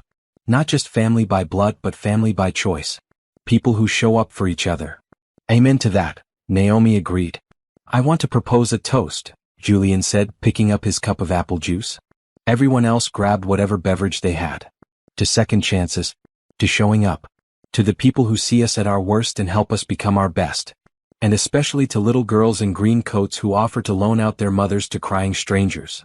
To Bria, everyone chorused, raising their cups. And to borrowed moms, Bria added, making everyone laugh. They spent the next 2 hours talking, laughing, and sharing stories. Robert told tales from his teaching days, making everyone laugh with his animated impressions of various students. Tyler talked about his plans for after the transplant, all the things he wanted to do when he was healthy. Naomi shared memories of Christmases past with her small family. Julian mostly listened, soaking in the warmth and connection. This was what he had been missing for years. Not just the presence of his son, but the sense of belonging to something larger than himself. Community. Real human connection. Love that was not transactional or conditional. As the evening drew to a close and everyone prepared to leave, Bria approached Julian with a serious expression. Mr. Julian, can I ask you something? Of course, Bria. Anything. Are you still sad? Like you were that night I found you? Julian knelt down to her level, looking directly into her wise brown eyes. No, sweetheart. I'm not sad anymore. You know why? Bria shook her head. Because you and your mom taught me how to be happy again. You showed me what really matters. And now I have my son back and friends like your family and I get to help people. I'm not sad at all. I'm grateful. Bria considered this, then nodded, satisfied. Good. Because you have a much better smile than a sad face. You should smile more. I'll remember that, Julian promised, ruffling her hair gently. After everyone had left and Tyler had fallen asleep, exhausted from the emotional day, Julian sat in his chair and reflected on the past month. Christmas Day had brought the news he had been hoping for. He could save his son. But beyond that, it had demonstrated something even more important, the ripple effect of kindness. One act of compassion from a 7-year-old had transformed multiple lives. It had brought Julian back to his son. It had given Naomi's father access to life-saving treatment. It had helped dozens of families in the hospital escape crushing medical debt. And it had created a community of people supporting each other through impossible circumstances. Julian pulled out his phone and sent an email to his executive team at Pierce Industries. The leave of absence he had taken was becoming permanent in a different way. He was not abandoning his company, but he was restructuring his involvement. More delegation, less micromanagement. Trusting his excellent team to handle day-to-day operations while he focused on what actually mattered, family and making a genuine positive impact. He also drafted plans for a foundation, something he had been thinking about for weeks.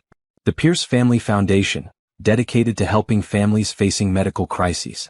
Not just paying bills but providing comprehensive support, transportation, temporary housing for out-of-town families, counseling services, and meal programs. Everything he had seen families struggle with during his time at the hospital. Naomi had agreed to help him design the programs, drawing on her years of experience seeing what families actually needed. It would launch officially in the spring, but the groundwork could begin now. Julian looked at Tyler sleeping peacefully, his chest rising and falling steadily. In a month they would be preparing for the transplant. It would be difficult, possibly dangerous, certainly painful. But they would face it together. Father and son, united by blood and finally by genuine connection. "Merry Christmas, Tyler," Julian whispered. "Thank you for giving me a second chance. I promise I won't waste it." Outside, snow began to fall again, blanketing the city in white. Inside Metropolitan Children's Hospital, children slept with new toys beside their beds, parents rested easier knowing their bills were paid, and one man who had been broken on the steps just a month ago now sat whole, grateful, and ready for whatever challenges tomorrow might bring. Because that was the thing about second chances. They were gifts, precious and rare, not to be taken lightly. And Julian Pierce would spend the rest of his life proving he was worthy of the one he had been given. The best gift he had received this Christmas was not wrapped under a tree. It was the trust of his son, the friendship of a remarkable family, and the knowledge that it was never too late to change, to grow, to become the person you were always meant to be. Merry Christmas indeed. January arrived with bitter cold and clear skies. Julian had spent New Year's Eve in Tyler's hospital room, watching the ball drop on TV while sharing sparkling cider and making quiet wishes for the year ahead. Tyler's wish, to be healthy enough to return to school. Julian's wish, to be the father Tyler deserved every single day of that year and beyond. Now, 2 weeks into the new year, Julian found himself in an unusual situation, learning how to do ordinary things. Not negotiate contracts or analyze market trends or make strategic business decisions, but truly ordinary tasks that most people handled without thought. "You don't know how to crack an egg?" Tyler asked, incredulous, from his perch on a kitchen stool in Naomi's small apartment. He was having a good week, strong enough to spend a few hours outside the hospital under Dr. Richardson's supervision. "I know the theory of cracking an egg," Julian defended himself, holding the egg gingerly. "I've just never personally done it." Naomi laughed from where she was chopping vegetables. "Julian, you're a billionaire who's never cracked an egg. That feels very on brand for your previous life." "Hey, I'm trying to learn my new life," Julian protested, gently tapping the egg against the bowl. It exploded in his hand, shell and contents dripping everywhere. That was not supposed to happen. Bria giggled from where she was coloring at the kitchen table. "You're supposed to tap it softer, Mr. Julian. Here, watch." She hopped down, grabbed another egg and demonstrated with the confidence of a child who had done this 100 times. "See? Gentle tap, fingers in the crack, pull apart. Easy." Julian tried again with Bria's guidance, and this time succeeded in getting mostly egg and minimal shell into the bowl. "I did it. You did it." Bria cheered, high-fiving him. This had become their Saturday routine over the past 3 weeks. Julian would pick up Tyler from the hospital if he was well enough, and they would spend the day with Naomi and Bria. Sometimes they went to museums or parks. Other times, like today, they simply existed together in the orderly chaos of Naomi's home, cooking meals and doing mundane tasks that felt revolutionary to Julian. It was teaching him something profound. Life was not about the extraordinary moments. It was about the accumulation of ordinary ones. Cracking eggs for breakfast, watching a child color at a table, chopping vegetables while talking about nothing in particular. These were the moments that built a life worth living. "Okay, so once you've cracked all the eggs," Naomi instructed, "you whisk them like this." She demonstrated a quick wrist motion. "See? Not too hard." Julian tried to copy her motion and ended up splashing egg mixture onto the counter. "Why is cooking so complicated?" "It's not," Tyler said, barely suppressing laughter. "You're just overthinking it. You approach eggs like they're a hostile business negotiation." "Everything I know is business negotiation," Julian admitted. "Well, unlearn that," Naomi said firmly but kindly. "You can't negotiate with eggs. You just have to accept them for what they are and work with them."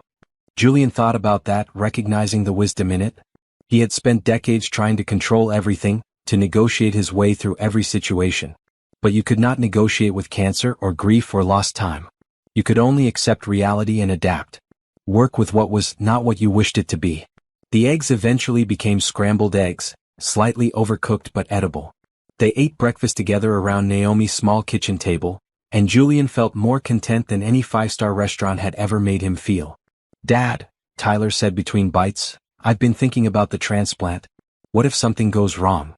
Julian set down his fork, giving Tyler his full attention. "Dr. Richardson says the odds are very good. 85% success rate for someone your age with your response to treatment. But that's 15% where something bad happens," Tyler pointed out. Before Julian could respond, Naomi spoke up gently. "Tyler, honey, I'm not going to lie to you. Medical procedures carry risks. But here's what I know from 8 years of working in that hospital. Outcomes depend a lot on mindset. Patients who go into treatment believing they can make it, who have strong support systems, they statistically do better. So I should just think positive and hope for the best? Tyler asked, his tone slightly sarcastic. No, Naomi said. You should acknowledge that you're scared, which is completely valid. Then you should remember that you're strong, you've fought hard, and you have people who love you. Fear is normal. But don't let it be the only thing you feel. Tyler absorbed this, then looked at his father. Are you scared? About your part of it? Honestly? Julian said. A little. But Tyler, even if I was terrified, I'd still do it. There's no decision to make here. You need this and I can give it. That's all there is to it. What if you regret it? Tyler pressed. What if you're in pain and you wish you hadn't? Tyler, stop, Julian interrupted gently but firmly. Listen to me very carefully. There is nothing, absolutely nothing, I wouldn't endure to give you a chance at life. A few days of discomfort is nothing compared to getting you healthy. This isn't even a sacrifice. It's a privilege. Tyler's eyes filled with tears, but he smiled. Okay. Thanks, Dad. Bria, who had been listening intently while finishing her eggs, spoke up. My mama says love means doing hard things for people. Like when I had to get shots and mama held my hand even though it made her sad to see me cry. She did the hard thing because she loves me. That's exactly right, Bria, Julian said. Love means showing up even when it's hard. The conversation moved on to lighter topics, but Julian noticed Tyler seemed more settled, less anxious. Sometimes the best thing you could do for someone was simply be honest about your own commitment to them. After breakfast, Bria decided everyone needed to learn a dance she had learned at school. What followed was perhaps the most absurd and joyful 30 minutes of Julian's adult life. A billionaire CEO, a teenage cancer patient, a nurse and a 7-year-old girl dancing awkwardly in a small living room to pop music playing from a phone. Tyler laughed so hard he had to sit down, clutching his sides. Dad, you have no rhythm. Like none at all. I'm aware, Julian gasped, equally breathless from laughter and exertion. Business school did not include dance lessons. Maybe it should have, Naomi teased, demonstrating a spin that looked effortless. Show off, Julian said, attempting the same spin and nearly tripping over his own feet. They collapsed onto the couch together, Tyler leaning against Julian, both of them watching as Bria continued to dance with unstoppable energy. This is nice, Tyler said quietly. Just being normal for a while. It is, Julian agreed, wrapping an arm around his son's shoulders. We should do this more often. Normal. Boring. Ordinary. Those words used to sound terrible to me, Tyler admitted. When I was younger, I wanted everything to be exciting and special. Now I realize ordinary is pretty great. Julian kissed the top of Tyler's head, emotion washing over him. His son had been forced to grow up too fast, to face mortality at 16, to learn lessons about what mattered that most people did not learn until they were much older, if ever. Later that afternoon, when Tyler needed to rest, Julian found himself having coffee with Naomi while Bria napped on the couch and Tyler dozed in Bria's room. You're doing really well, Naomi said, cradling her mug. With Tyler, with learning to be present. I'm impressed. I still feel like I'm figuring it out as I go, Julian admitted. Every day is a new lesson in how much I don't know about just being human. That's good though, Naomi said. Recognizing what you don't know. That's the first step to learning. They sat in comfortable silence for a moment before Julian spoke again. Can I ask you something personal? Sure, Naomi said. Bria's father. Where is he? Naomi's expression clouded slightly. He left when Bria was 2. Decided parenthood was not what he wanted, moved across the country, no contact since. I tried to reach him when my dad got sick, thinking maybe he'd help with Bria while I dealt with everything, but he never responded. I'm sorry, Julian said. His loss. It really is, Naomi agreed. Bria is incredible and he's missing all of it. But honestly, Julian, I've made my peace with it. Yes, it's hard being a single parent. Yes, I wish Bria had a father who showed up for her. But we have my dad and we have each other and we're figuring it out. You're doing an amazing job, Julian said sincerely. Bria is one of the most well-adjusted, compassionate kids I've ever met. Thank you, Naomi said, her voice warm. That means a lot. Julian hesitated, then decided to voice something he had been thinking about for weeks. Naomi, I know I've already helped with your father's treatment, but I want to do more. Let me set up a college fund for Bria.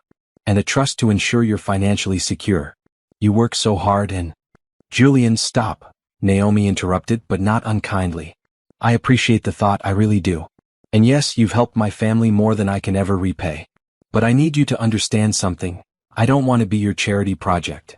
Julian started to protest, but Naomi held up a hand.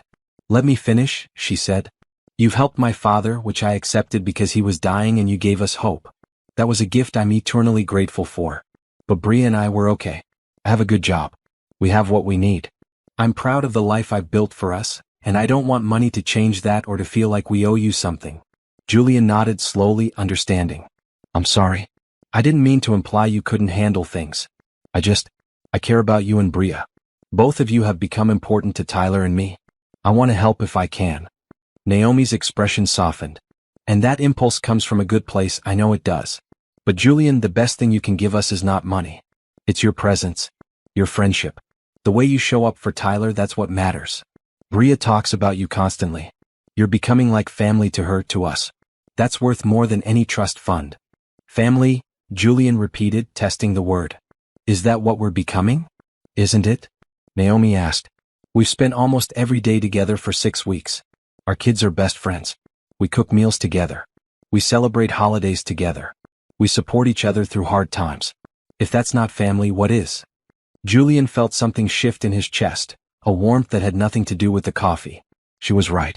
They had become family, not through blood but through choice and presence and care. Okay, he said. No trust funds or college funds unless you explicitly ask for them. But the friendship, the presence, the showing up, that I'll keep doing. Deal? Naomi agreed, extending her hand. They shook on it, then both laughed at the formality of it. The afternoon wore on in comfortable domesticity. When Tyler and Bria woke from their naps, they decided to watch a movie. All 4 of them crowded onto Naomi's couch with blankets and popcorn. Halfway through, Bria fell asleep again, this time with her head on Julian's lap. Tyler dozed against Naomi's shoulder. Julian caught Naomi's eye over the sleeping children and saw his own contentment reflected there. This was what life was supposed to be. Not constant excitement or achievement or the next big thing, but moments like this. Safe, warm, connected. Later, when Julian and Tyler were preparing to leave, Bria woke up long enough to hug them both goodbye. Will you come back next Saturday? She asked Julian. If your mom says it's okay, Julian confirmed. It's okay, Naomi said immediately. Then yes, we'll be here, Julian promised. In the car on the way back to the hospital, Tyler was quiet, looking out the window at the city lights. What are you thinking about? Julian asked. Just how different things are now, Tyler said. 6 weeks ago I hated you. Now I can't imagine life without you. It's weird how fast things can change. Change can be good, Julian said. When you're changing in the right direction. Do you think? Tyler hesitated. Do you think Mom would be happy? With how things are now? Julian considered carefully before answering. I think your mother would be proud of both of us. Of you for being brave enough to give me another chance. Of me for finally waking up and being present. And I think she'd love Naomi and Bria just like we do. Yeah, Tyler agreed. She would have really liked them. Especially Bria. Mom always said kids should be allowed to be kids, to stay innocent and kind as long as possible. Bria is all of that. Your mother was very wise, Julian said. I wish I had listened to her more when she was here. You're listening now, Tyler pointed out. To her memory, I mean. You're becoming the person she saw in you. Julian had to blink back tears. I'm trying, Tyler. Every day I'm trying. They drove in comfortable silence the rest of the way. When they arrived at the hospital, Julian helped Tyler back to his room and got him settled for the night. Dad, Tyler said as Julian was preparing to leave, thanks for today. For the normal stuff. The eggs and dancing and movies. That's the kind of thing I missed these past 3 years. We'll do it again next week, Julian promised. And every week after. Normal Saturdays. Just us and the Johnsons being a weird little found family. I like that, Tyler said, smiling. Found family. That's a good name for what we are. Julian kissed Tyler's forehead. Get some rest. I'll see you in the morning. As Julian left the hospital and headed home to his empty mansion, he reflected on what Naomi had said about family. She was absolutely right.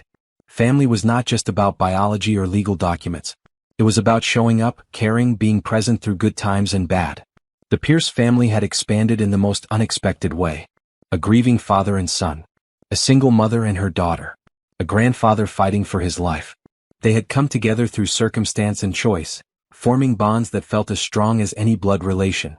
Julian had spent his whole life building an empire, accumulating wealth, achieving success as the world measured it. But he was only now learning what it meant to build a life. And the key he was discovering was simple. Show up, be vulnerable, accept help, give help, and cherish the ordinary moments that accumulate into extraordinary relationships. He fell asleep that night not in his usual king-sized bed but on the couch in his library, still wearing his jeans and t-shirt from the day, too content and tired to bother with his usual nighttime routine. And for the first time in 3 years he slept peacefully, without nightmares, without regrets, just grateful for the life he was finally learning how to live. Learning to be human again, it turned out, was not about grand gestures or dramatic transformations. It was about cracking eggs and dancing badly and falling asleep during movies with people you loved. It was simple, ordinary, and absolutely perfect. The day Julian had been both anticipating and dreading arrived on a Tuesday in late January, the day Tyler wanted to really talk about everything that had happened since Rebecca died. Dr. Richardson had suggested this might happen as the transplant date approached, explaining that many patients needed to process old emotions before facing major medical procedures. It started simply enough. Julian arrived at Tyler's room at his usual time to find his son sitting up in bed, looking determined and nervous at the same time. "Dad, can we talk? Like really talk?" Tyler asked before Julian even had a chance to sit down. Julian felt his stomach tighten but forced himself to appear calm. "Of course. About anything. What's on your mind?" Tyler took a deep breath. "I need to tell you how the last 3 years felt. From my side. And it might be hard to hear." "Okay," Julian said, sitting down in his chair and giving Tyler his complete attention. "I'm listening. And Tyler, you can say anything you need to say. I won't get defensive. I promise."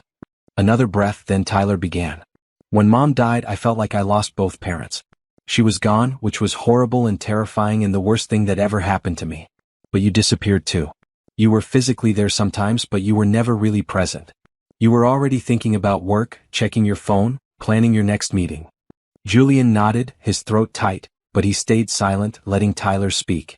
"I needed you so badly," Tyler continued, his voice cracking. "I was 13 years old and my mother had just died, and I needed my father to hold me and tell me we'd be okay. But instead you hired more staff to take care of me. You made sure I had everything I needed materially, but you never asked what I actually needed, which was you." Tears were streaming down Tyler's face now, but he kept going. "I had so many bad days. Days when I couldn't get out of bed because I missed Mom so much. Days when I wanted to talk about her and remember her. But you avoided anything that mentioned her. You acted like talking about Mom would somehow make it hurt more, when really, not talking about her made it feel like she never existed." "Tyler," Julian started, but his son shook his head. "Please let me finish. I need to say all of this." "Okay, I'm sorry. Go ahead." Tyler wiped his eyes but continued. "The worst part was that I started to think you didn't care. Not that you were grieving too, which I understand now, but that you literally didn't care about me. You missed my 8th grade graduation. You forgot my 14th birthday until your assistant reminded you 3 days later. You promised to come to my basketball games and then canceled at the last minute over and over." Each example was a knife to Julian's heart, but he forced himself to listen without interrupting, without making excuses. "And then I got sick," Tyler said, his voice dropping to almost a whisper. "And for the first 2 weeks you barely visited. I was in the hospital, terrified I might die, and you were still choosing work over me. I genuinely thought I didn't matter to you anymore. That maybe I had never really mattered and Mom was the one who made you care about having a family." Julian was crying now too, unable to hold back the tears. "Tyler, I'm so sorry. I'm so sorry." "I know you are," Tyler said. "And I can see you've changed. I can see you're here now, every day really present. But I needed to tell you how it felt those 3 years. I needed you to understand how much it hurt to be abandoned by the only parent I had left." "You have every right to feel that way," Julian managed to say. "Because that's exactly what I did. I abandoned you when you needed me most. And there's no excuse for that, Tyler. None at all." They sat in heavy silence for a moment, the weight of 3 years of pain hanging in the air between them. Then Julian spoke, his voice raw with emotion. "Can I tell you my side? Not as an excuse because there is no excuse, but just so you understand what was happening in my head." Tyler nodded, wiping his face with the sleeve of his hospital gown. Julian took a moment to gather his thoughts, trying to find the right words to explain the inexplicable. "When your mother died, something broke in me. Completely shattered. She was my anchor, my compass, the person who made me want to be better. And suddenly she was gone, and I didn't know how to exist without her. He paused, remembering those dark early days. I should have turned to you. We should have grieved together. But Tyler, when I looked at you, all I could see was her. You have her eyes, her smile, her way of tilting your head when you're thinking. Being around you was like being constantly reminded of what I'd lost, and I couldn't handle it. So you avoided me, Tyler said quietly. I did, Julian admitted. And that was unforgivably selfish. You needed your father, and I was too broken to be there for you. So I buried myself in work because work was simple. Work had clear problems and solutions. Work didn't require me to feel anything. Julian leaned forward, looking directly into his son's eyes. But here's what I need you to know. Every single day of those 3 years, even when I was being the worst father imaginable, I loved you. I never stopped loving you. I was just so lost in my own grief and pain that I couldn't show it. I couldn't be what you needed. Why didn't you just tell me that? Tyler asked. Why didn't you say, Tyler, I'm struggling, I'm grieving, I need help? I would have understood. Because I'm a prideful idiot who thought showing weakness was unacceptable, Julian said bluntly. I spent my whole life being the strong one, the one in control, the one who handled everything. Admitting I was broken felt like admitting I had failed. Not just as a husband who couldn't save his wife, but as a father who couldn't hold his family together. Tyler absorbed this, then asked the question Julian had been dreading. Did you ever think about me during those 3 years? Like really think about me? Every day, Julian answered immediately. Every single day. I'd be in meetings and suddenly think, Tyler has a basketball game tonight, or, Tyler mentioned he needed help with math homework. And then I'd make excuses for why I couldn't be there, why work was more important, why my assistant could handle it. But I was thinking about you constantly. Then why, Tyler's voice broke, why was it so easy for you to stay away? Julian felt his heart crack further. Because staying away was easier than facing what I'd become. Every time I did show up, I could see the hurt in your eyes, the disappointment. And it made me feel like such a failure that I'd tell myself you were better off without me around. That you didn't need a father who was this broken. That's stupid, Tyler said, but without malice. Of course I needed you. Broken or not, you're my dad. You're the only parent I have left. You're absolutely right, Julian agreed. It was stupid and selfish and wrong. And Tyler, I can't give you back those 3 years. I can't undo the birthdays I missed or the games I didn't attend or the nights you cried yourself to sleep because you felt alone. All I can do is promise you that I will spend the rest of my life being the father you deserve. They were both crying again, but this time it felt different. Not just grief and anger, but also release. The walls that had been built between them were finally coming down, brick by painful brick.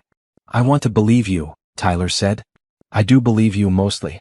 But I'm also scared that once I'm better, once the crisis is over, you'll go back to how you were.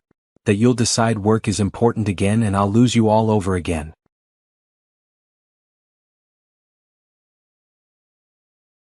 Julian stood and moved to sit on the edge of Tyler's bed, taking both of his son's hands. Tyler, look at me. I'm not going back to how I was. That person doesn't exist anymore. Bria and Naomi didn't just save me that night on the hospital steps. They woke me up to who I'd become and who I needed to be. You're not a crisis I'm responding to. You're my son and you're my priority. Always. Promise? Tyler asked, his voice small and young. I promise, Julian said. And if I ever start slipping, if I ever start prioritizing work over you again, I want you to call me on it. Immediately. Hold me accountable, Tyler. That's what family does. Tyler nodded, then surprised Julian by asking, Can you hug me? Like really hug me? Yes, Julian said, carefully gathering Tyler into his arms, mindful of the 4 lines and monitors. They held each other for a long time, both crying, both healing. When they finally separated, Tyler smiled through his tears. That felt good. We should do that more often. Whenever you want, Julian promised. I'm a hugger now. Totally committed to hugging. Tyler laughed, a genuine laugh that made Julian's heart soar. Dad, you're being weird. I'm being present, Julian corrected. There's a difference. They spent the rest of the morning talking more easily than they had in years. Tyler told Julian about the friends who had drifted away and how much that had hurt. Julian told Tyler about his plans for the foundation and asked for Tyler's input on how to make it most helpful for other families facing similar situations. I think you should include counseling, Tyler suggested. Like family counseling. Because so many families probably handle crisis the way we did, pulling apart instead of together. If you could provide therapy as part of your help, that might prevent other kids from feeling as alone as I did. That's brilliant, Julian said, already making notes on his phone. We'll absolutely include that. Around lunchtime, Bria and Naomi arrived for their daily visit. Bria took one look at Tyler and Julian's red, puffy eyes and announced, "You've been having feelings. Mama says feelings are important but also tiring." "Your mama is very wise," Tyler said, holding out his arms for a hug, which Bria immediately provided. "Did you have good feelings or sad feelings?" Bria asked seriously. "Both," Tyler admitted. "We talked about some sad stuff, but it was good to talk about it." Bria nodded as if this made perfect sense. "Sometimes you have to talk about the sad to make room for the happy. That's what Grandpa says." "How is your grandpa?" Julian asked Naomi. "Great actually," Naomi said, her face lighting up. "His evaluation went really well. He's officially on the active transplant list now. Could get a heart within a few months if the right match comes up." "That's wonderful," Julian said sincerely. They spent the afternoon together, the four of them, with Naomi checking Tyler's vitals periodically in her professional capacity but mostly just being present as a friend and chosen family member. Bria taught Tyler a complicated hand-clapping game she had learned at school, which he picked up surprisingly quickly. "You're good at this," Bria observed. "Much better than Mr. Julian was at cracking eggs." Everyone laughed, and Julian held up his hands in surrender. "I've accepted my limitations with cooking. But I'm excellent at hand-clapping games, thank you very much." "Prove it," Bria challenged, and Julian found himself engaged in an intense hand-clapping competition with a 7-year-old while Tyler and Naomi cheered from the sidelines. Later, when Bria had tired herself out and was napping in the corner chair, Tyler spoke quietly to Naomi. "Thanks for being here. For both of us. You and Bria have been really important to me and my dad." "Your family now," Naomi said simply. "This is what family does." "That's the second time today someone's called us family," Julian observed. "I like it." "Found family," Tyler added. "That's what we decided to call it, remember Dad?" "The best kind of family," Naomi agreed. "Chosen, not obligated." That evening, after Naomi and Bria had left and Tyler was settling in for the night, Julian's phone rang. It was his assistant with a situation at Pierce Industries that apparently required his immediate attention. Julian listened to the explanation, recognized it as genuinely important, and then said something he would never have said 3 months ago. "Handle it. You have my full authority to make whatever decisions are necessary. I trust your judgment." "But Mr. Pierce." "I'm with my son," Julian interrupted firmly. "Nothing is more important than that. You've got this." After ending the call, he looked up to find Tyler watching him with an expression of surprise and pride. "You really meant it," Tyler said. "About work being secondary." "I really meant it," Julian confirmed. "You come first, Tyler. Always." Tyler smiled, the kind of smile that reached his eyes and lit up his whole face. "Okay, Dad. I believe you now. Really believe you." Those words, that trust, meant more to Julian than any business success ever had. They represented something earned through consistent presence, through vulnerability, through the hard work of actually showing up day after day after day. As Julian settled into his chair for another night at the hospital, he reflected on how different this conversation could have gone if it had happened 3 months ago. 3 months ago, he would have been defensive, made excuses, possibly even gotten angry at Tyler for not understanding how hard he had worked. But he was different now. He had learned to listen without defending, to acknowledge pain without minimizing it, to accept responsibility without making excuses. And in doing so, he had finally broken through the walls that had separated him from his son. Tomorrow would bring new challenges. The transplant was scheduled for next week. There would be pain, risk, and uncertainty. But they would face it together as a team with walls down and hearts open. "Hey, Dad." Tyler's voice interrupted his thoughts. "Yeah, son? I love you. I know I haven't said that in a while, but I do. I love you." Julian's throat tightened with emotion. "I love you too, Tyler. More than anything in the world." "I know," Tyler said, yawning. "Now I know." As Tyler drifted off to sleep, Julian sat in the quiet room, feeling more at peace than he could ever remember. The walls had come down. The truth had been spoken. The pain had been acknowledged. And somehow, through all of that difficulty, they had found their way back to each other. Healing, Julian realized, was not about avoiding pain or pretending everything was fine. It was about facing the hurt head-on, speaking the truth, and trusting that love was strong enough to survive honesty. He and Tyler had done that today. They had torn down the walls between them and rebuilt their relationship on a foundation of truth, vulnerability, and genuine connection. And that foundation would hold. Julian was certain of it. Because it was built not on perfection or pretense, but on the solid ground of showing up, being honest, and loving each other through everything. The man who had been too proud to admit weakness had learned to be vulnerable. The boy who had felt abandoned had learned to trust again. Together they were becoming a real family, one painful, honest conversation at a time. And tomorrow they would wake up and do it all again. Because that was what family did. They showed up, they told the truth, and they loved each other. Always. The morning of Tyler's transplant dawned gray and cold, fitting for a day that felt heavy with possibility and terror in equal measure. Julian had been awake since 4 a.m., having given up any pretense of sleep around 3. His own bone marrow extraction had been scheduled for later in the week, but Tyler's body was ready now. The doctors had decided, and they wanted to proceed. Tyler was in pre-op, being prepped for the procedure that would hopefully save his life. Julian sat in the waiting room trying not to think about all the things that could go wrong, when Naomi and Bria arrived with Robert in tow. "You shouldn't be here," Julian said to Robert, standing quickly. "You need to rest, preserve your strength for your own procedure." "Nonsense," Robert said firmly, though he did lean heavily on his cane. "Tyler is family.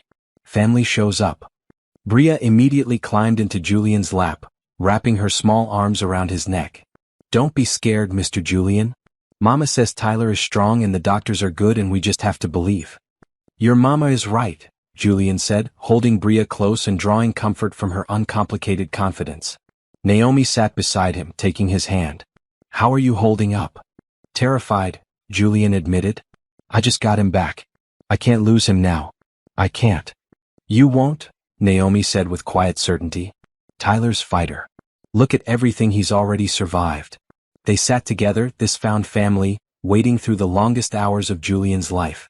The procedure itself would take several hours, Dr. Richardson had explained. First, they would extract Julian's bone marrow using specialized equipment. Then Tyler would receive high-dose chemotherapy to completely destroy his existing bone marrow. Finally, in what seemed like too simple a process for something so critical, they would transfuse Julian's healthy bone marrow into Tyler through and for like a blood transfusion.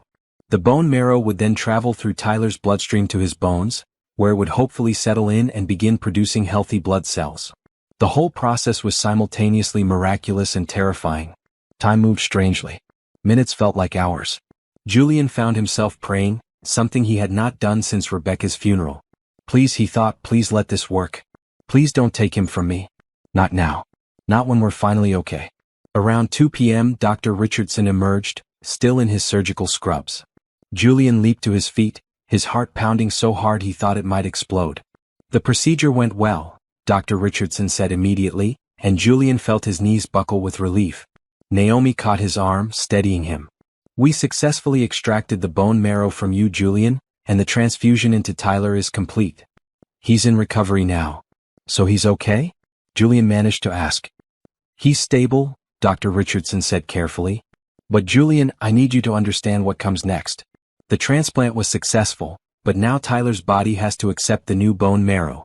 That process is called engraftment, and it typically takes 2 to 4 weeks. During that time, Tyler will be extremely vulnerable to infection because he essentially has no immune system." "What does that mean practically?" Naomi asked, her nurse's instinct for details kicking in. "It means Tyler will be in isolation," Dr. Richardson explained. "Very strict protocols. Masks, gowns, hand sanitizing for anyone who enters his room. No flowers, no outside food, minimal visitors. And we'll be monitoring him constantly for any signs of complications." "What kind of complications?" Julian felt dread pooling in his stomach again. "Infection is the primary concern," Dr. Richardson said. "But also graft versus host disease, where the new immune cells attack Tyler's body. We have medications to prevent it, but it's always a risk with transplants." "Can I see him?" Julian asked. "He's still unconscious from the anesthesia, but yes, you can sit with him. Just follow the isolation protocols." Dr. Richardson gave Julian's shoulder a squeeze. "You did a good thing today, Julian. You gave your son a real chance. Now we wait and hope and take excellent care of him." After Dr. Richardson left, Julian turned to his assembled family. "Thank you for being here. All of you. Where else would we be?" Robert said simply. Julian followed a nurse to Tyler's new room in the isolation ward, going through the process of gowning up, putting on a mask and sanitizing his hands thoroughly. When he finally entered the room, what he saw made his breath catch. Tyler looked so small in the hospital bed, surrounded by machines and monitors, and 4 running into his arm delivering the bone marrow that Julian's body had just provided. His son's face was pale, peaceful in drug-induced sleep, unaware of the battle his body was about to fight. Julian sat down in the chair beside the bed, carefully taking Tyler's hand. "Hey son, the hard part is over. You did great. Now you just have to rest and let the new bone marrow do its job. I'll be right here the whole time." He stayed there for hours, holding Tyler's hand, watching the monitors, praying silently. Naomi checked in periodically, bringing him food he could not eat and coffee he drank mechanically. Bria peeked through the window, waving and making faces to try to make Julian smile. Tyler woke up around dinner time, groggy and confused. "Dad." "I'm here," Julian said immediately. "Right here. How do you feel?" "Weird," Tyler mumbled. "Tired. Everything hurts." "That's normal," Julian assured him, though his heart ached hearing his son in pain. "The doctor said you did great. Now you just have to rest." "Did it work?" Tyler asked, his eyes struggling to focus. "The transplant."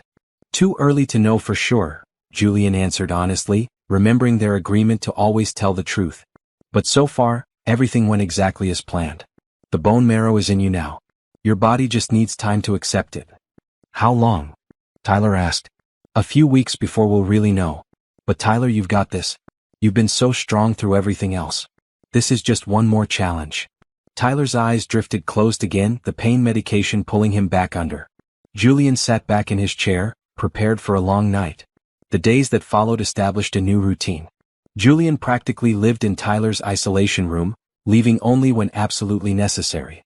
He worked remotely when Tyler was sleeping, taking conference calls in a mask and gown, making decisions about Pierce Industries from a hospital chair. Tyler's condition remained stable but precarious. His blood counts were dropping as expected, the chemotherapy having destroyed his old bone marrow, and they were waiting anxiously for signs that the new marrow was engrafting and producing healthy cells. On day 5 something changed. Tyler spiked a fever. Julian was dozing in his chair when the monitors started beeping, alerting the nursing staff. Within minutes, the room was full of people, Dr. Richardson ordering tests and adjusting medications. "What's happening?" Julian asked, feeling panic rise in his throat. "Fever could be many things," Dr. Richardson said, already examining Tyler. "Infection is the main concern, but it could also just be his body's reaction to the transplant. We're running blood cultures now to see if there's bacterial or fungal growth." Tyler was barely conscious, his skin burning hot to the touch. Julian wanted to gather him up, hold him, make it better through sheer force of will. But all he could do was stand there, helpless, while the medical team worked. The next 72 hours were the worst of Julian's life, surpassing even the days after Rebecca died. Tyler's fever remained high despite aggressive antibiotics. His blood pressure dropped, requiring medication to support it. He drifted in and out of consciousness, sometimes lucid, sometimes delirious. During one of his lucid moments, Tyler looked at Julian with fear in his eyes. "Dad, I'm scared. What if this doesn't work?" "It's going to work," Julian said with more confidence than he felt. "You're fighting, the doctors are fighting, and I'm right here fighting with you. We're not giving up." "But if something happens," Tyler's voice broke. "Nothing is going to happen," Julian said firmly. "Do you hear me, Tyler? You're going to get through this. We have too many plans. Normal Saturdays with Naomi and Bria, teaching you to cook more than just scrambled eggs, going to your graduation, watching you go to college. You have too much life ahead of you." "Dad." "No," Julian said, his voice fierce now. "I'm not losing you. Not after everything we've been through. Not after finding our way back to each other. You're going to fight this, Tyler. And you're going to win." Tyler managed a weak smile. "Okay, Dad. I'll try." "Not try," Julian corrected. "Do. You're going to do this."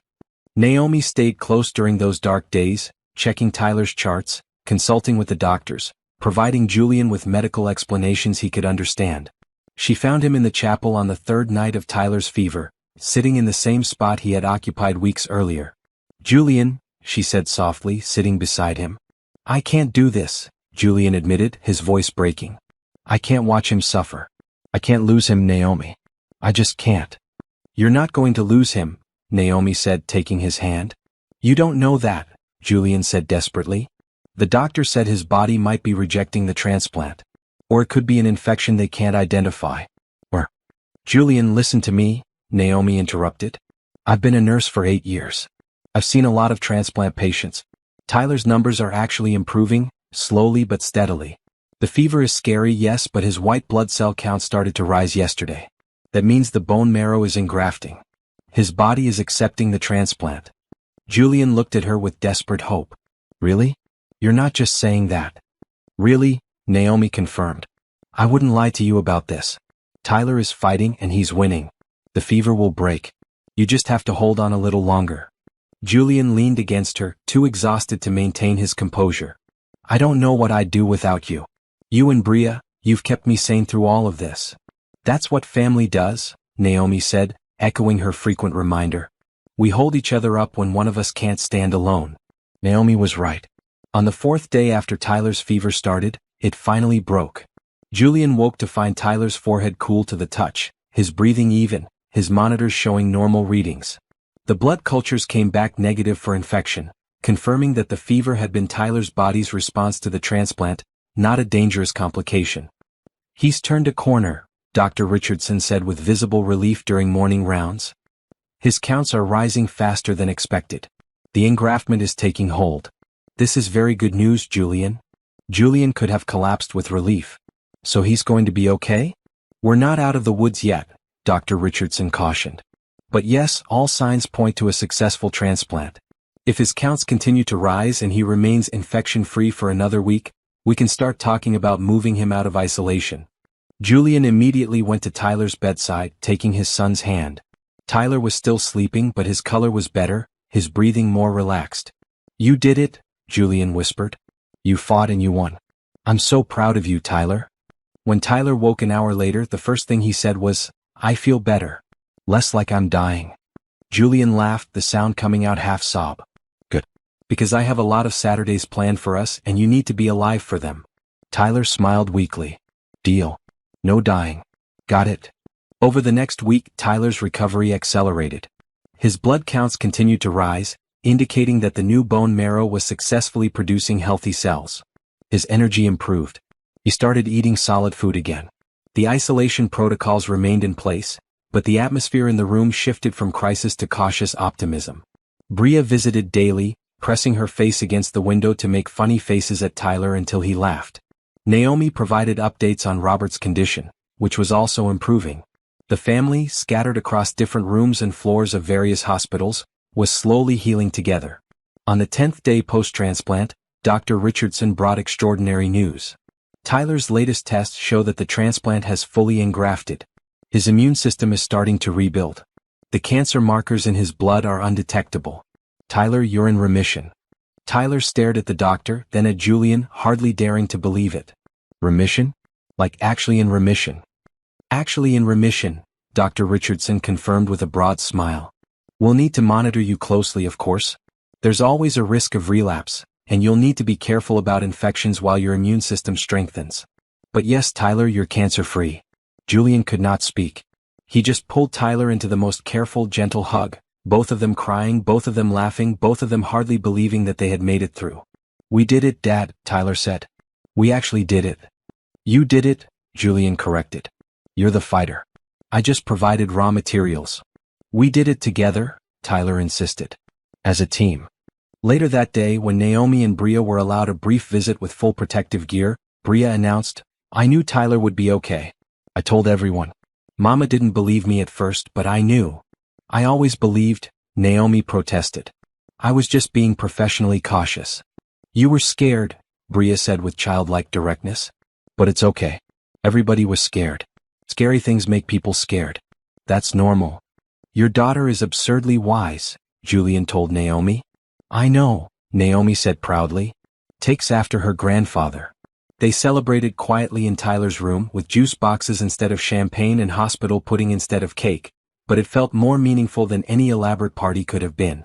They had fought for this moment, suffered for it, believed in it even when it seemed impossible. That night, after everyone had left and Tyler was sleeping peacefully, Julian sat in his chair and finally allowed himself to feel the full weight of what had just happened. He had come so close to losing everything. Tyler could have died. The transplant could have failed. The infection could have been untreatable. But none of those things had happened. Against the odds, through excellent medical care, through sheer stubborn will, through community support and love, Tyler had made it. They had made it. Julian thought about the man he had been 4 months ago, broken and crying on hospital steps, convinced he had lost everything. That man could never have imagined this moment. Could never have conceived of the family he would find, the healing that would happen, the joy that would emerge from so much pain. But here he was. Here they all were. A found family brought together by a 7-year-old simple offer and bound together by their decision to show up for each other through everything. The fear of losing what he had just found had nearly paralyzed Julian during Tyler's crisis. But now, on the other side of that fear, he understood something crucial. Love was always a risk. Being vulnerable meant the possibility of being hurt. Opening your heart guaranteed you could lose what you loved. But the alternative, shutting yourself off and refusing to connect, was not protection. It was just a different kind of loss. A slower, sadder way of dying. Julian had chosen to love, to show up, to be present despite the risk. And yes, he had experienced terror like nothing else when Tyler's life hung in the balance. But he had also experienced joy, connection, purpose, and meaning in ways he never had before. Love was worth the risk. Family was worth the fear. And Tyler, sleeping peacefully in his hospital bed, cancer-free and healing, was worth everything.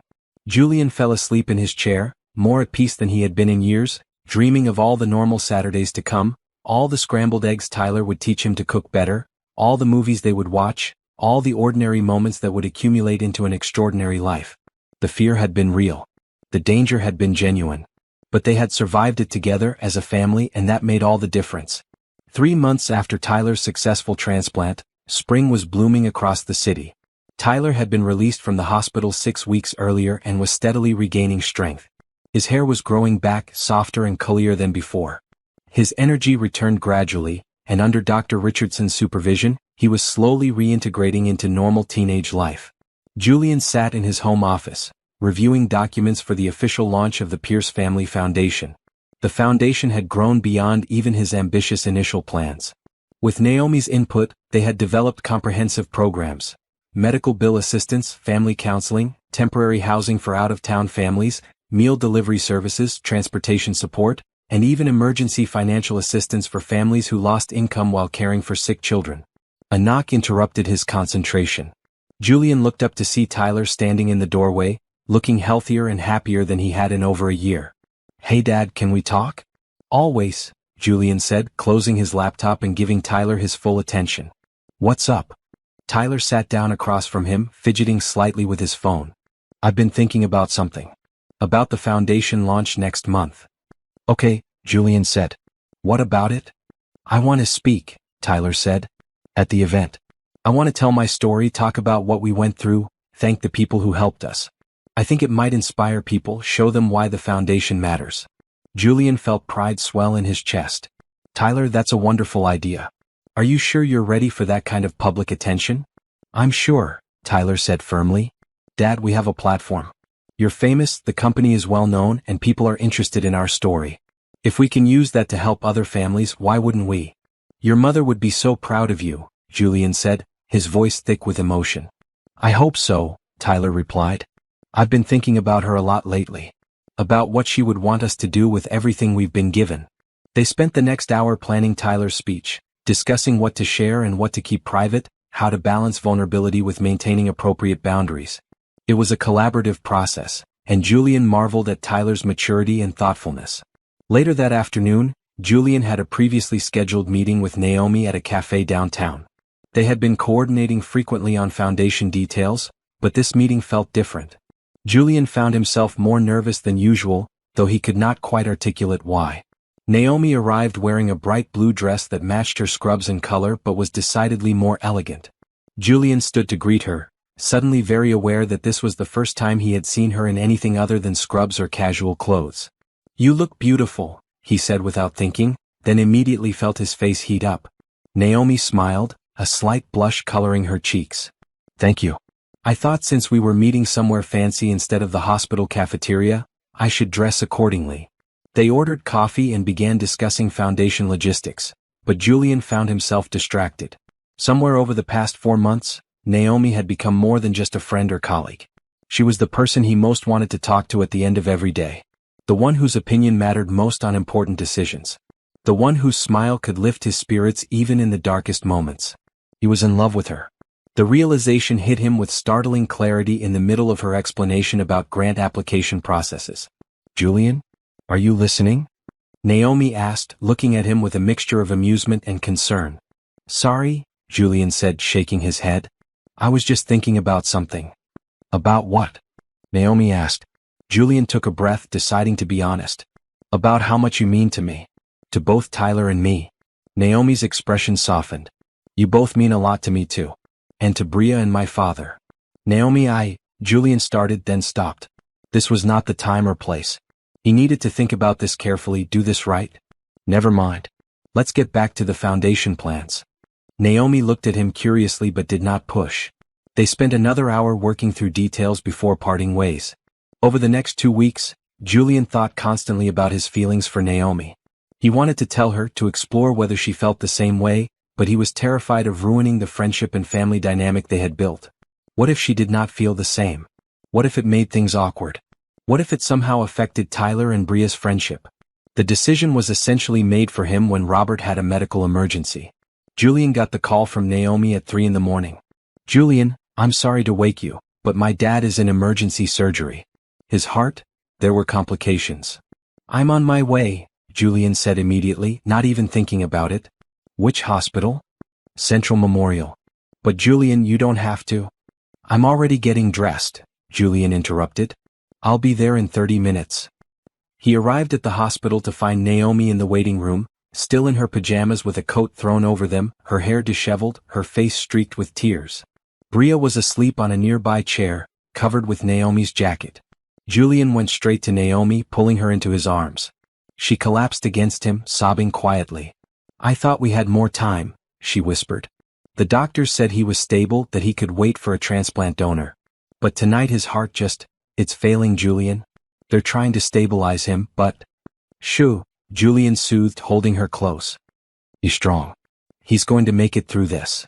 They sat together for hours, Naomi leaning against Julian, drawing strength from his presence. When Bria woke up, confused and scared, Julian held her too, explaining in simple terms that Grandpa was sick and the doctors were helping him. Around 7 a.m. the surgeon emerged. Robert had made it through the emergency procedure, but his prognosis had changed. "He needs a heart transplant immediately," the surgeon explained. "He's too unstable to wait any longer. We're putting him at the top of the priority list, but there's no guarantee a heart will become available in time," Naomi finished, her voice hollow. "We'll do everything we can," the surgeon assured them before leaving. Julian made a decision. "I'm activating every resource I have. Every hospital network, every organ donation organization, every contact I've accumulated over 40 years in business. We're going to find Robert a heart." "Julian, organ donation doesn't work that way," Naomi said gently. "You can't just buy a heart. It has to be a match and someone has to die. You can't control that." "No, but I can make sure that when a match becomes available, we know about it immediately and the logistics are seamless. I can fund research into mechanical heart alternatives. I can ensure Robert has the absolute best care while we wait." Julian took Naomi's hands. "Let me help, Naomi. Please." Naomi looked at him for a long moment, then nodded. "Okay. Yes. Do whatever you can." Over the next week, Julian mobilized an extraordinary effort. He met with organ donor organizations, funded public awareness campaigns about the importance of donor registration, and ensured Robert's case was flagged with every transplant center in the region. He even began funding research into artificial heart technology, though he knew that would not help Robert in the immediate term. Tyler wanted to help too. "Dad, let's do a public appeal. Use social media, the news, whatever platform we have. Maybe someone will register as an organ donor because of it, and that could save Grandpa Robert and other people too." Together, father and son recorded a video about Robert's situation, about the critical need for organ donors, about how one person's decision to register could save multiple lives. They posted it online and it went viral within days. Thousands of people registered as organ donors in response. "Even if this doesn't save Dad directly," Naomi said, watching the registration numbers climb, "you're saving other people. Other families won't have to go through what we're going through." On day 9 of Robert's crisis, a miracle happened. A matching heart became available. A young man in another state had tragically died in an accident, but his family had made the generous decision to donate his organs. Robert was the best match for his heart. The transplant surgery was scheduled for the next morning. The whole found family gathered at Central Memorial, everyone nervous but hopeful. Bria drew pictures for her grandfather to look at when he woke up. Tyler, still regaining his own strength, was determined to be there anyway. Julian held Naomi's hand through the entire procedure. The surgery took 8 hours. When the cardiac surgeon finally emerged, the look on her face told them everything before she even spoke. The transplant was successful. Robert has a new heart and it's beating strong and healthy in his chest. Naomi broke down completely, and Julian held her while she cried tears of joy and relief and gratitude. Bria cheered, not fully understanding but knowing it was good news. Tyler grinned, looking happier than Julian had seen him in months. "Can we see him?" Naomi asked when she had regained some composure. "He's in recovery now, still unconscious," the surgeon said. "But yes, family can visit briefly once he's moved to the ICU." 2 hours later they were allowed in to see Robert. He looked peaceful, his color already better than it had been in months, machines monitoring his new heart's steady rhythm. "Dad," Naomi whispered, taking his hand carefully. "You did it. You have a new heart. You're going to be okay." Julian watched Naomi with her father, saw the love and relief on her face, and knew with absolute certainty what he needed to do. Life was too short, too precarious, too precious to waste time being cautious with the people you loved. That evening, after Robert had been moved to a regular room and was resting comfortably, after Tyler and Bria had gone home with Naomi's neighbor who had offered to help, Julian asked Naomi to take a walk with him in the hospital gardens. "Naomi," he began, then stopped, suddenly nervous in a way he had not been since he was a teenager. "Yes," Naomi prompted, looking at him curiously. "These past 4 months have changed my life," Julian said. "You and Bria and your father, you've taught me what actually matters. You've shown me how to be present, how to love, how to build a family that's chosen rather than just inherited." Naomi smiled. "You've done the same for us, Julian. You've given my father his life back. You've provided security I never dreamed we'd have. You've been an amazing friend." "That's the thing," Julian said, taking her hand. "I don't want to just be your friend, Naomi. I'm in love with you. I think I have been for months, but I was scared to say anything. Scared of ruining what we have." Naomi's eyes widened, filling with tears. "Julian."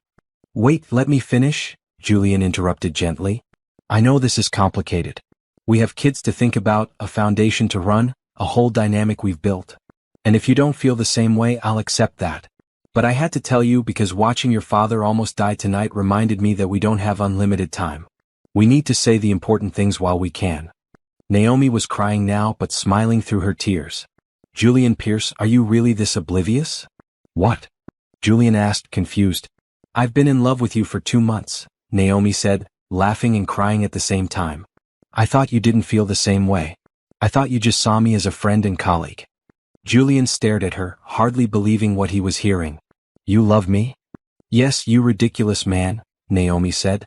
"I love you. I love how you show up for Tyler every single day. I love how you play hand-clapping games with my daughter. I love how you held me tonight when I was falling apart. I love who you've become and who you're still becoming." Julian pulled her close, kissing her gently, then more deeply when she kissed him back. When they finally separated, both were smiling. "So what now?" Naomi asked. "Now," Julian said, "I have a proposal to make. Actually, 2 proposals." "2?" Naomi asked, laughing. "Overachiever. First," Julian said, suddenly serious, "I want you to be the director of the Pierce Family Foundation. Not just an advisor but the actual director. You understand what families need because you've lived it.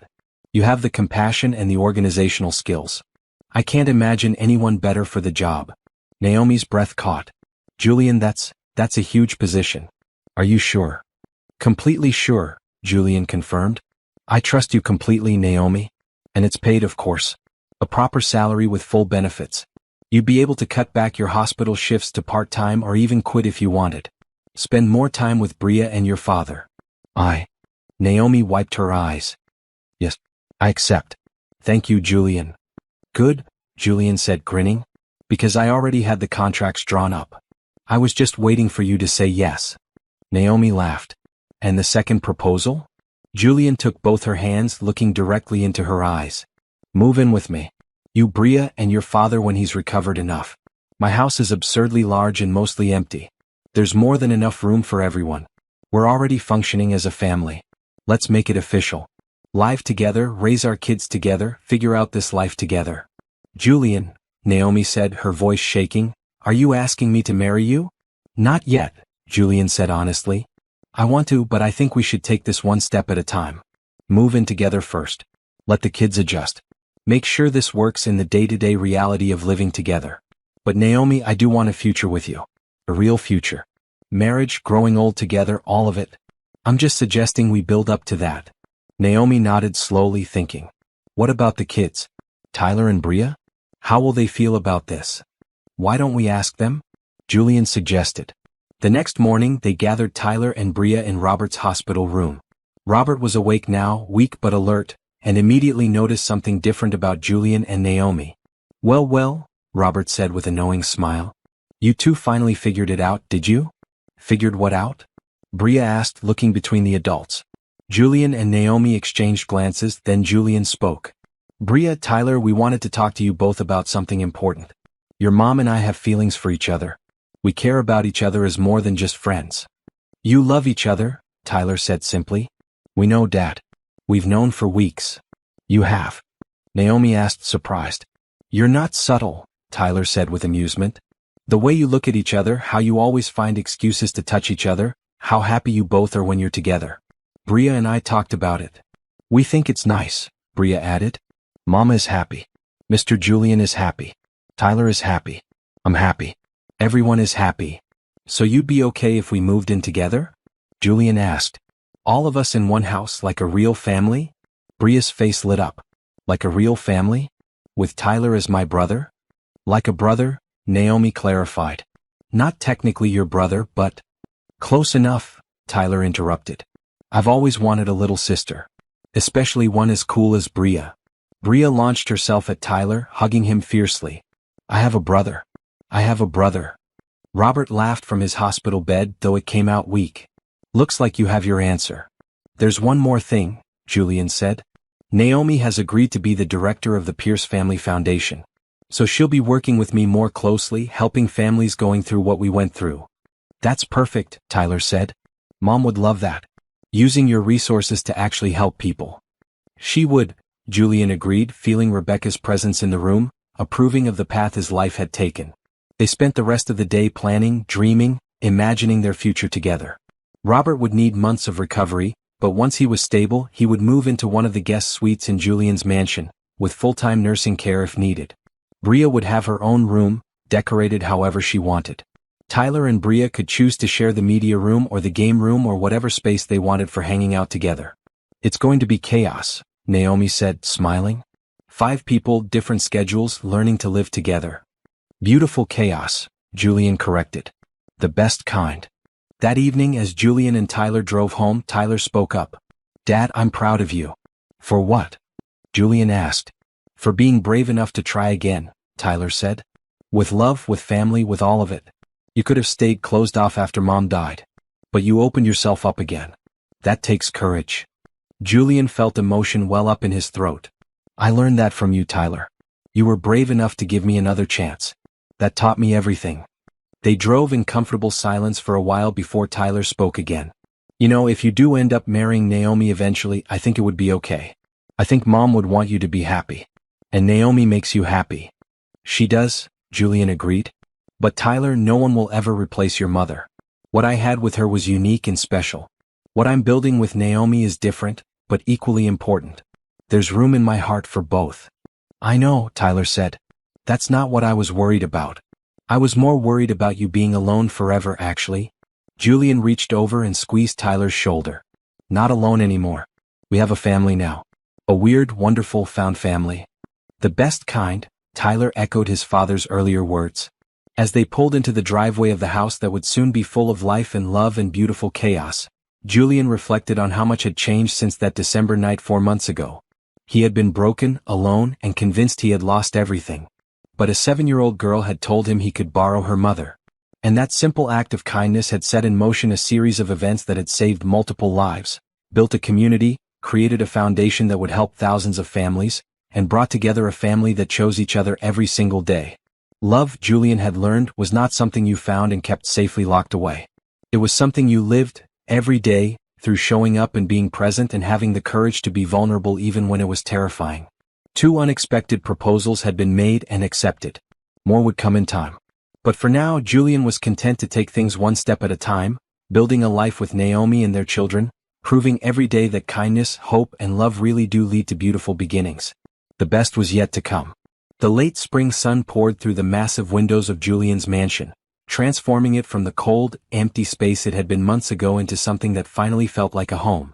Moving day had arrived, bringing with it controlled chaos and infectious excitement. "Mr. Julian, where should I put my dragon collection?" Bria asked, carrying a large box of stuffed dragons with great seriousness. "They need a good spot. Dragons are very particular. How about on the window seat in your room?" Julian suggested, leading her upstairs. "That way they can look out over the garden." "Perfect," Bria declared. "Dragons like gardens." Tyler passed them on the stairs, carrying boxes of his own belongings. "Dad, Naomi wants to know if you have a preference for where she puts the kitchen stuff." "Whatever she thinks is best," Julian called back. "This is her house now too. She can organize it however she wants." Julian paused on the landing, taking in the scene below. Movers were bringing in furniture. Naomi was directing traffic with the organizational skills of someone who had managed hospital chaos for years. Robert, still recovering but steadier every day, supervised from a comfortable chair, offering commentary and occasional laughter. This was what life was supposed to be. Messy, loud, full of people and voices and love. By evening, most of the major items were in place, though boxes remained to be unpacked. They ordered pizza for dinner and ate sitting on the floor of the living room since the dining table was buried under boxes. "To new beginnings," Robert said, raising his glass of water. "And to families that choose each other." "To borrowed moms," Bria added, making everyone laugh. "That's never getting old, is it?" Naomi asked with amusement. "Never," Julian confirmed. "It's our origin story."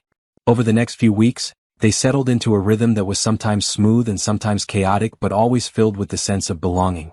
Julian learned to navigate a household with 2 teenagers, one 7-year-old, one elderly man recovering from major surgery, and one very opinionated woman who had definite ideas about how things should run. Mornings were loud. Bria needed help getting ready for school, often changing outfits 3 times before settling on something. Tyler moved slowly, still rebuilding his strength, but insisted on making his own breakfast. Robert required assistance with his medications and morning routine. Naomi juggled all of this while preparing for her new role as foundation director. Julian loved every minute of it. He had converted one wing of the house into foundation offices, hiring a small staff to handle the administrative work. The official launch was planned for mid-June, and preparations were intensive. Naomi worked tirelessly, developing programs, establishing partnerships with hospitals, creating systems that would actually help families rather than drowning them in bureaucracy. "I want this to be different from traditional charities," Naomi explained during one of their planning sessions. "No extensive applications that take months to process. No means testing that makes people feel ashamed for asking for help. If a family has a sick child and needs assistance, we help them. Period." "Agreed," Julian said. "Let's make it as simple as possible. They're already dealing with enough." Tyler became increasingly involved in the foundation work, developing a peer support program that would connect young patients with each other. "When I was in the hospital feeling alone, having other kids who understood would have made such a difference," he explained. "Let's give them that." Bria appointed herself the official foundation mascot, a role she took very seriously. She insisted on being involved in all planning meetings, offering suggestions that were sometimes childlike but often surprisingly insightful. "Maybe we should give families fun stuff too, not just serious stuff," Bria suggested during one meeting. "Like games and toys and things that make kids smile. Being sick is very boring." "That's brilliant," Naomi said, making a note. "We'll include recreational therapy supplies in our assistance packages." As spring turned to summer, the family dynamics continued to evolve and strengthen. Tyler and Bria became inseparable, their age difference somehow not matching. Tyler would help Bria with her reading homework, patiently sounding out words. Bria would force Tyler to play elaborate make-believe games involving dragons and princesses and adventures. "She's exhausting," Tyler told his father one evening, but he was smiling. "But also kind of great." Julian and Naomi's relationship deepened in the small moments that filled their days. Morning coffee together before everyone else woke up. Quick kisses stolen in the hallway. Quiet conversations late at night about their dreams and fears and hopes for the future. They were building something solid, something real, taking it one day at a time as they had agreed. Robert's health continued to improve remarkably. The new heart was working perfectly, his body accepting it without complications. He began taking daily walks in the garden, slowly regaining his strength. He also became the family's unofficial storyteller, gathering the children around him in the evenings to share tales from his teaching days. "Your grandfather is a treasure," Julian told Naomi one night as they watched Robert entertain Tyler and Bria with an animated story about a particularly troublesome student from decades ago. "He is," Naomi agreed, leaning into Julian's side. "And he gets to be here because of you. Because you cared enough to help a stranger." "You weren't a stranger," Julian corrected. "You were the mother a 7-year-old offered to loan me. That made you something more than a stranger from the first moment." The foundation launch on June 15th was a major event, held at a high-end hotel with media coverage and several hundred attendees, including donors, hospital administrators, and families who had already benefited from the foundation's pre-launch pilot program. Julian gave the opening remarks, but the real impact came from the personal stories. Tyler spoke about his cancer journey and his father's transformation. A mother shared how the foundation had paid for her daughter's experimental treatment. A father described how foundation support allowed him to take medical leave to be with his son without losing their home. But the most powerful moment came when Bria, wearing a bright red dress that matched the foundation's logo colors, walked up to the microphone with no preparation, no speech, just 7-year-old honesty. "Hi," she said into the microphone. "I'm Bria Johnson. This foundation exists because I told a crying man he could borrow my mom." Laughter rippled through the crowd. "I didn't know he was rich or important," Bria continued, completely at ease in front of hundreds of people. "I just knew he was sad. And my mama always says when someone is sad, you help them. So I offered my mom because she makes everyone feel better. And then he helped my grandpa and Tyler got better and now we all live together and we're helping lots of people." She paused thinking. "I think the important part is that when you see someone who needs help, you just help them. You don't worry about if they deserve it or if you'll get something back. You just help. That's what Mr. Julian did for my family. And now we're doing it for other families. That's what kindness looks like." The crowd erupted in applause. Julian felt tears streaming down his face, and he saw he was not alone. Even hardened businesspeople in the audience were wiping their eyes.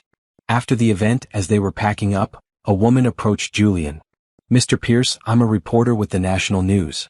I'd like to do a feature on you and your family, about the foundation and this remarkable story." Julian looked at Naomi, Tyler, and Bria, who had all gathered around him. "What do you all think? It's not just my story. It's our story." "Let's do it," Tyler said immediately. "If it helps more families, we should share it."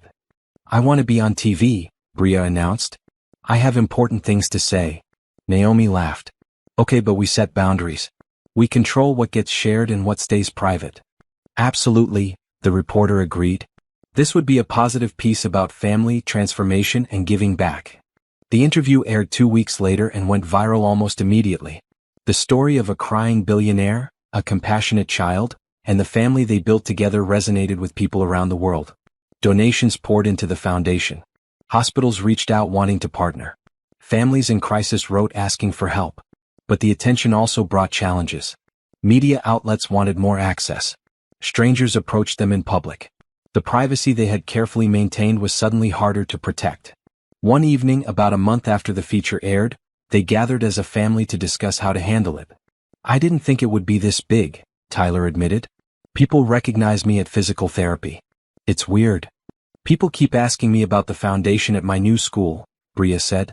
She had just finished 2nd grade and was already worried about starting 3rd grade as the girl from that news story. "I'm sorry," Julian said. "I should have anticipated this better. Protected you all more." "Julian, stop," Naomi interrupted. "We all agreed to do the interview. And yes, it's overwhelming, but look at the good it's done. The foundation has helped 50 families in the past month alone. That's 50 families who might have gone bankrupt or given up. We can handle some attention if it means helping that many people." "Your mother is right," Robert added. "Publicity is uncomfortable, but it's temporary. The help you're providing to families, that's permanent. That changes lives." They established new boundaries. No more media interviews for a while. A PR firm to handle requests and manage their public image. Increase security when needed. They were learning to balance their desire to help with the need to protect their private family life. As summer progressed, Tyler's strength continued to improve. He was officially declared in full remission in late July, and Dr. Richardson gave him clearance to gradually return to normal activities. The look on Tyler's face when he got that news was something Julian would treasure forever. "I can go back to school in the fall?" Tyler asked, hardly daring to believe it. "Yes," Dr. Richardson confirmed. "Start slowly, half days at first, but yes, you can return to regular school." Tyler immediately turned to Julian. "Dad, can we celebrate? Like really celebrate?" "Absolutely," Julian said. "What do you want to do?" "I want to take everyone to the beach," Tyler said. "Our whole family. Just spend a week being normal. Swimming, building sandcastles with Bria, eating ice cream. Normal stuff." "Done," Julian said immediately. "I'll arrange everything." 2 weeks later, they were at a private beach house Julian had rented. For 7 days they existed in a bubble of normalcy. No foundation work, no medical appointments, no media attention. Just a family being together. Julian taught Bria to swim, patiently holding her as she kicked and splashed. Tyler built elaborate sandcastles with Bria's help, the two of them constructing an entire kingdom complete with moat and towers. Naomi and Robert sat under umbrellas, reading and watching the children with contentment. One evening, as the sun set over the ocean, Julian and Naomi walked along the beach alone while Robert supervised the kids roasting marshmallows for s'mores. "This is perfect," Naomi said, her hand in Julian's. "Just being together, no complications." "It is," Julian agreed. Then, surprising himself, he stopped walking and turned to face her. "Naomi, I know we said we'd take things slowly, build up to bigger commitments. But these past few months, watching our family come together, seeing how perfectly we all fit, I don't want to wait anymore." He pulled a small box from his pocket. "I've been carrying this around for 2 weeks trying to find the perfect moment. But I realize there is no perfect moment. Every moment with you is perfect." Naomi's hand flew to her mouth, tears already forming in her eyes. "Naomi Johnson," Julian said, opening the box to reveal a beautiful but understated ring, "will you marry me? Not because I need you to complete me, but because I want to spend the rest of my life choosing you, choosing us, choosing this beautiful family we've built." "Yes," Naomi said, crying and laughing at the same time. "Yes, of course, yes." Julian slipped the ring on her finger, then pulled her into a kiss that felt like a promise of every tomorrow to come. When they returned to the beach house, hand in hand, Tyler and Bria took one look at their faces and knew immediately what had happened. "Finally," Tyler said, grinning. "I was wondering when you'd ask her, Dad." "You knew I was going to?" Julian asked, surprised. "You bought a ring 3 weeks ago," Tyler said. "You're not as subtle as you think." Bria ran to Naomi, examining the ring with great interest. "Does this mean we're a real family now? Like officially?" "We've been a real family for months," Naomi said, kneeling to Bria's level. "The ring just makes it official in a legal way. But nothing really changes. We're still the same family." "When's the wedding?" Bria asked. "Can I wear a fancy dress? Can there be cake? Can Tyler walk you down the aisle? Can dragons?" "Slow down," Naomi laughed. "We just got engaged. We'll figure out all the details later." "Spring," Julian suggested. "Give us time to plan properly. Something small, just family and close friends." "Perfect," Naomi agreed. That night, as Julian lay in bed listening to the ocean through the open window, Naomi beside him, he reflected on the journey that had brought them to this moment. 8 months ago, he had been sitting on hospital steps, completely broken. Now he was engaged to an incredible woman, father to a son who was healthy and thriving, bonus father to a 7-year-old who saw magic in the world, and about to officially welcome Robert as family. The Pierce Family Foundation was helping families across the state. His relationship with Tyler was stronger than ever. He had learned how to crack eggs, build sandcastles, and be present in the ordinary moments that made life extraordinary. All of it traced back to one moment, a little girl in a green coat telling him he could borrow her mother. "What are you thinking about?" Naomi whispered in the darkness. "About how grateful I am," Julian whispered back. "For you, for our family, for every moment that led us here." "Me too," Naomi said, snuggling closer. "Though I have to admit, I'm slightly terrified of planning a wedding with Bria's help. She has very strong opinions about dragons." Julian laughed quietly. "We'll make it work. We always do." "Yes," Naomi agreed. "We always do." They fell asleep to the sound of waves and the warmth of each other, dreaming of the future they were building together, one choice, one day, one act of love at a time. 1 year. 1 full year since that cold December night when Julian had sat broken on hospital steps and a 7-year-old with red ribbons in her hair had offered him the most precious gift she had. Her mother. Now, on a warm December evening exactly 1 year later, Julian stood in the same hospital's conference room, but the circumstances could not have been more different. The room was decorated festively but tastefully, filled with families whose lives the Pierce Family Foundation had touched over the past 6 months since its official launch. Tyler, healthy and strong, his hair fully grown back and his energy returned, stood beside Julian reviewing his speech one last time. Bria, wearing a green velvet dress with a bright red ribbon in her hair, bounced excitedly near the refreshment table. Naomi, wearing her engagement ring and a beautiful blue dress that matched her eyes, coordinated last-minute details with the event staff. Robert, recovered and robust, greeted arriving guests with his characteristic warmth. This was the 1-year anniversary celebration, a chance to reflect on how far they had come and to honor the families who had inspired the foundation's mission.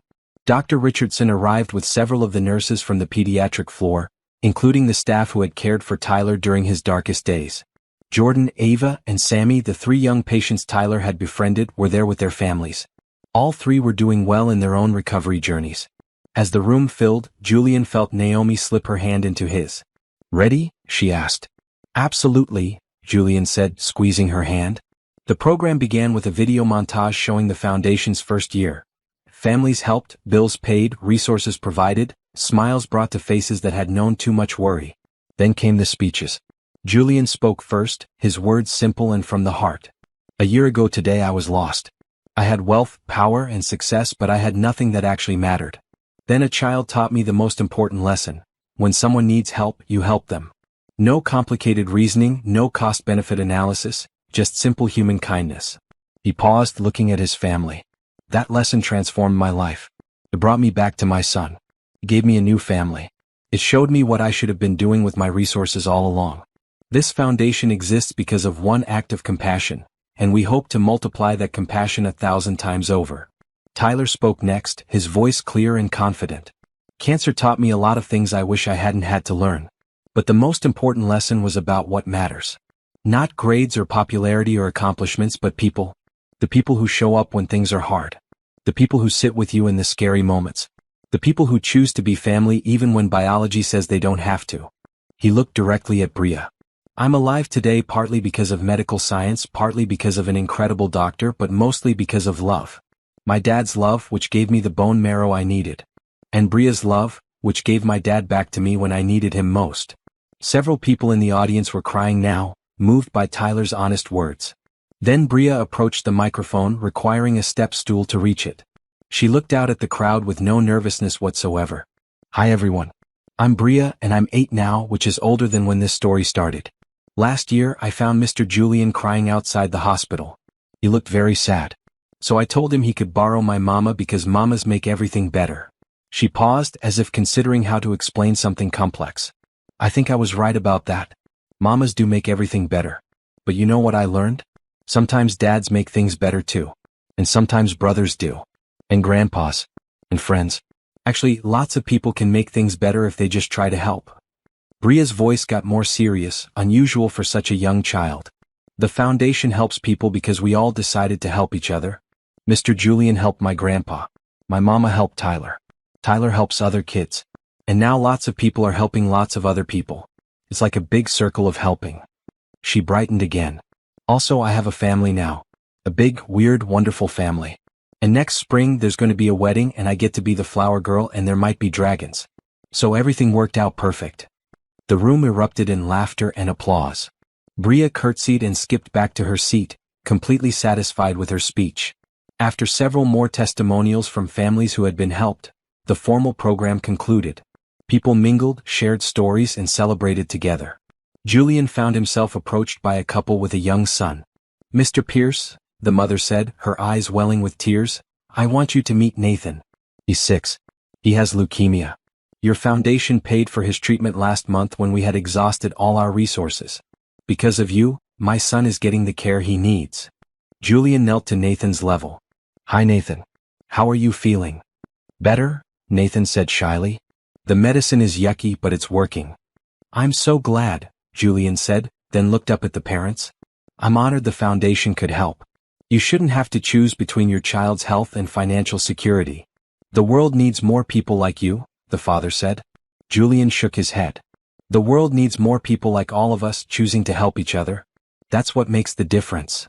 As the evening continued, Julian watched his family work the room.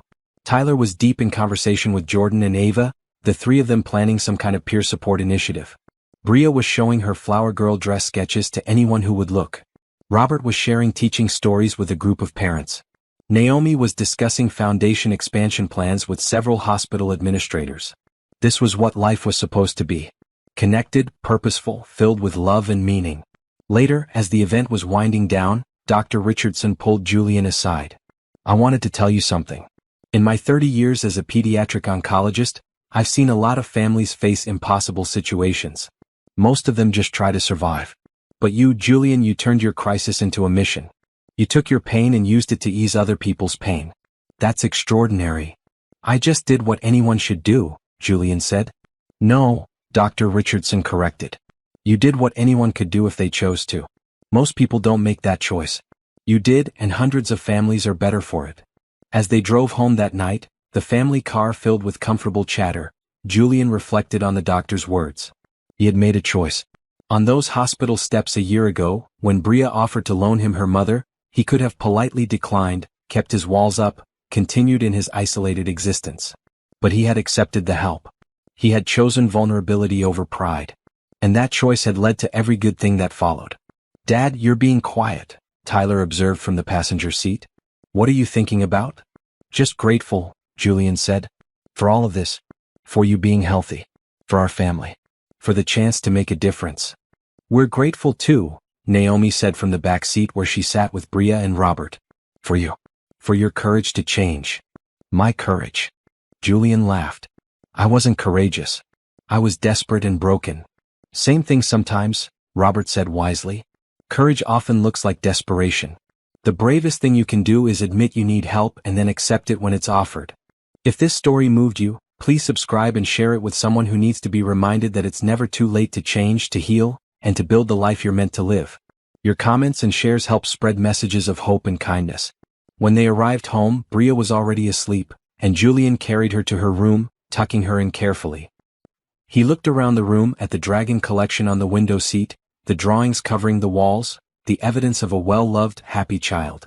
1 year ago, this room had been empty like the rest of the house. Now it was full of life just like every room in the house. Julian found Naomi in their bedroom, removing her jewelry. Have I told you today that I love you? He asked. Yes, Naomi smiled. But I never get tired of hearing it. I love you, Julian said, wrapping his arms around her from behind. And I can't wait to marry you in the spring. Are you ready for Bria to plan our wedding? Naomi asked with amusement. Because she has a lot of ideas, many of them involving dragons. I'm ready for anything, Julian said. As long as I end up married to you, the details don't matter. Even if there are dragons? Naomi teased. Especially if there are dragons, Julian confirmed. Bria's dragons are non-negotiable. They stood there for a moment, holding each other, grateful for the life they were building. Over the next few months, as winter turned to spring, wedding plans took shape. True to her word, Bria was heavily involved, and yes, there were dragon elements incorporated into the design. But it was beautiful, intimate, and perfect. The wedding took place in the garden of their home on a sunny April morning. Tyler walked Naomi down the aisle, a role he had specifically requested. Bria took her duties as flower girl very seriously, distributing petals with careful precision. Robert officiated, having become ordained specifically for this purpose. The guest list was small. Close friends, the hospital staff who had become family, the families they had helped through the foundation, and Dr. Richardson. Everyone who had been part of their journey to this moment. As Julian watched Naomi walk toward him, Tyler at her side, Bria scattering flowers ahead of them, Robert waiting to perform the ceremony, he felt overwhelmingly grateful. Grateful for the hard moments that had led here. Grateful for the people who had helped them heal. Grateful for second chances and found families and the courage to be vulnerable. The ceremony was simple but meaningful. When it came time for vows, Julian spoke from his heart. Naomi, you saved my life. Not by fixing me but by seeing me, accepting me, and showing me what really matters. You taught me how to be present, how to love, how to build a life instead of just accumulating things. I promise to choose you every day, to show up even when it's hard, and to build our family with the same kindness you showed me from the very first moment." Naomi's vows were equally heartfelt. "Julian, you showed me that it's okay to accept help, that pride shouldn't prevent us from receiving what we need. You've given my family security, love, and hope. But more than that, you've given me a partner who understands that family is not about perfection but about showing up. I promise to choose you every day, to support your continued growth, and to build our life together with honesty, compassion, and joy." When Robert pronounced them married, the small gathering erupted in applause. Tyler and Bria rushed forward, wrapping their arms around their parents in a group hug that photographer captured perfectly. The reception was held in the garden, simple and joyful. There was dancing, laughter, stories shared, and yes, a cake decorated with subtle dragon details that made Bria beam with pride. At one point, Julian found himself standing with Tyler, both of them watching Naomi dance with Bria. "Mom would have liked her," Tyler said quietly. "She would have been happy you found someone good." "I think so too," Julian agreed. "And Tyler, I want you to know that loving Naomi doesn't diminish what your mother and I had. It's just a different chapter." "I know, Dad," Tyler said, putting an arm around his father's shoulders. "And I'm glad you found this chapter. You deserve to be happy." As the sun set and the reception continued under string lights, Julian had a moment of perfect clarity. This was the best gift of all. Not the wealth he had accumulated, not the success he had achieved, not even the foundation they had built. The best gift was right here. Tyler healthy and thriving. Naomi, now his wife, dancing with their daughter. Robert, recovered and vibrant, telling stories to a rapt audience. Bria, her green dress twirling as she danced, completely joyful and secure in the love surrounding her. Family. Chosen, fought for, built one day at a time through showing up and being present and having the courage to accept help when it was offered. Later that night, after guests had departed and children had been put to bed, Julian and Naomi stood on their bedroom balcony, looking out over the garden where they had just been married. "Happy?" Naomi asked. "Beyond happy," Julian confirmed. "Complete. Content. Grateful." "Me too," Naomi said, leaning against him. They stood in comfortable silence for a moment before Julian spoke again. "Do you ever think about how different things could have been? If Bria hadn't seen me crying that night? If I had refused her offer? Sometimes," Naomi admitted, "but I try not to dwell on what is. I'd rather focus on what is. And what is pretty perfect." "It really is," Julian agreed. As they headed inside, Naomi stopped. "Julian, I should tell you something. I'm pregnant." Julian stared at her, hardly comprehending. "What? Really? How long have you known?" 2 weeks, Naomi said, smiling at his shocked expression. "I wanted to wait until after the wedding to tell you." "Surprise?" Julian pulled her into a careful hug, laughing with joy. "That's the best surprise. Another child. Our child. Tyler and Bria are going to lose their minds," Naomi predicted. "In the best way," Julian said. They told the family the next morning over breakfast. Tyler's face split into a huge grin. "I'm going to have another sibling? That's amazing." Bria's reaction was even more enthusiastic. "A baby? Can we name it Dragon? Please, can we name it Dragon?" "Probably not Dragon," Naomi said, trying not to laugh. "But you can help pick the name. As long as it has dragon energy," Bria said seriously. "That's very important." Robert wiped tears from his eyes. A new generation. A fresh start. Life just keeps getting better. Over the months that followed, as Naomi's pregnancy progressed, the family continued to grow and evolve. The foundation expanded its reach, helping more families across multiple states. Tyler returned to school full-time and even joined the basketball team, determined to reclaim the normal teenage life cancer had stolen. Bria started 3rd grade with confidence, secure in her family's love. And Julian continued to show up, every single day, as the man he had become rather than the man he used to be. He never forgot the lesson that had changed everything. When someone needs help, you help them. Simple, powerful, transformative. When their baby was born in the early fall, a healthy girl with her mother's eyes and her father's smile, they named her Hope Rebecca Pierce. Hope for the future they were building.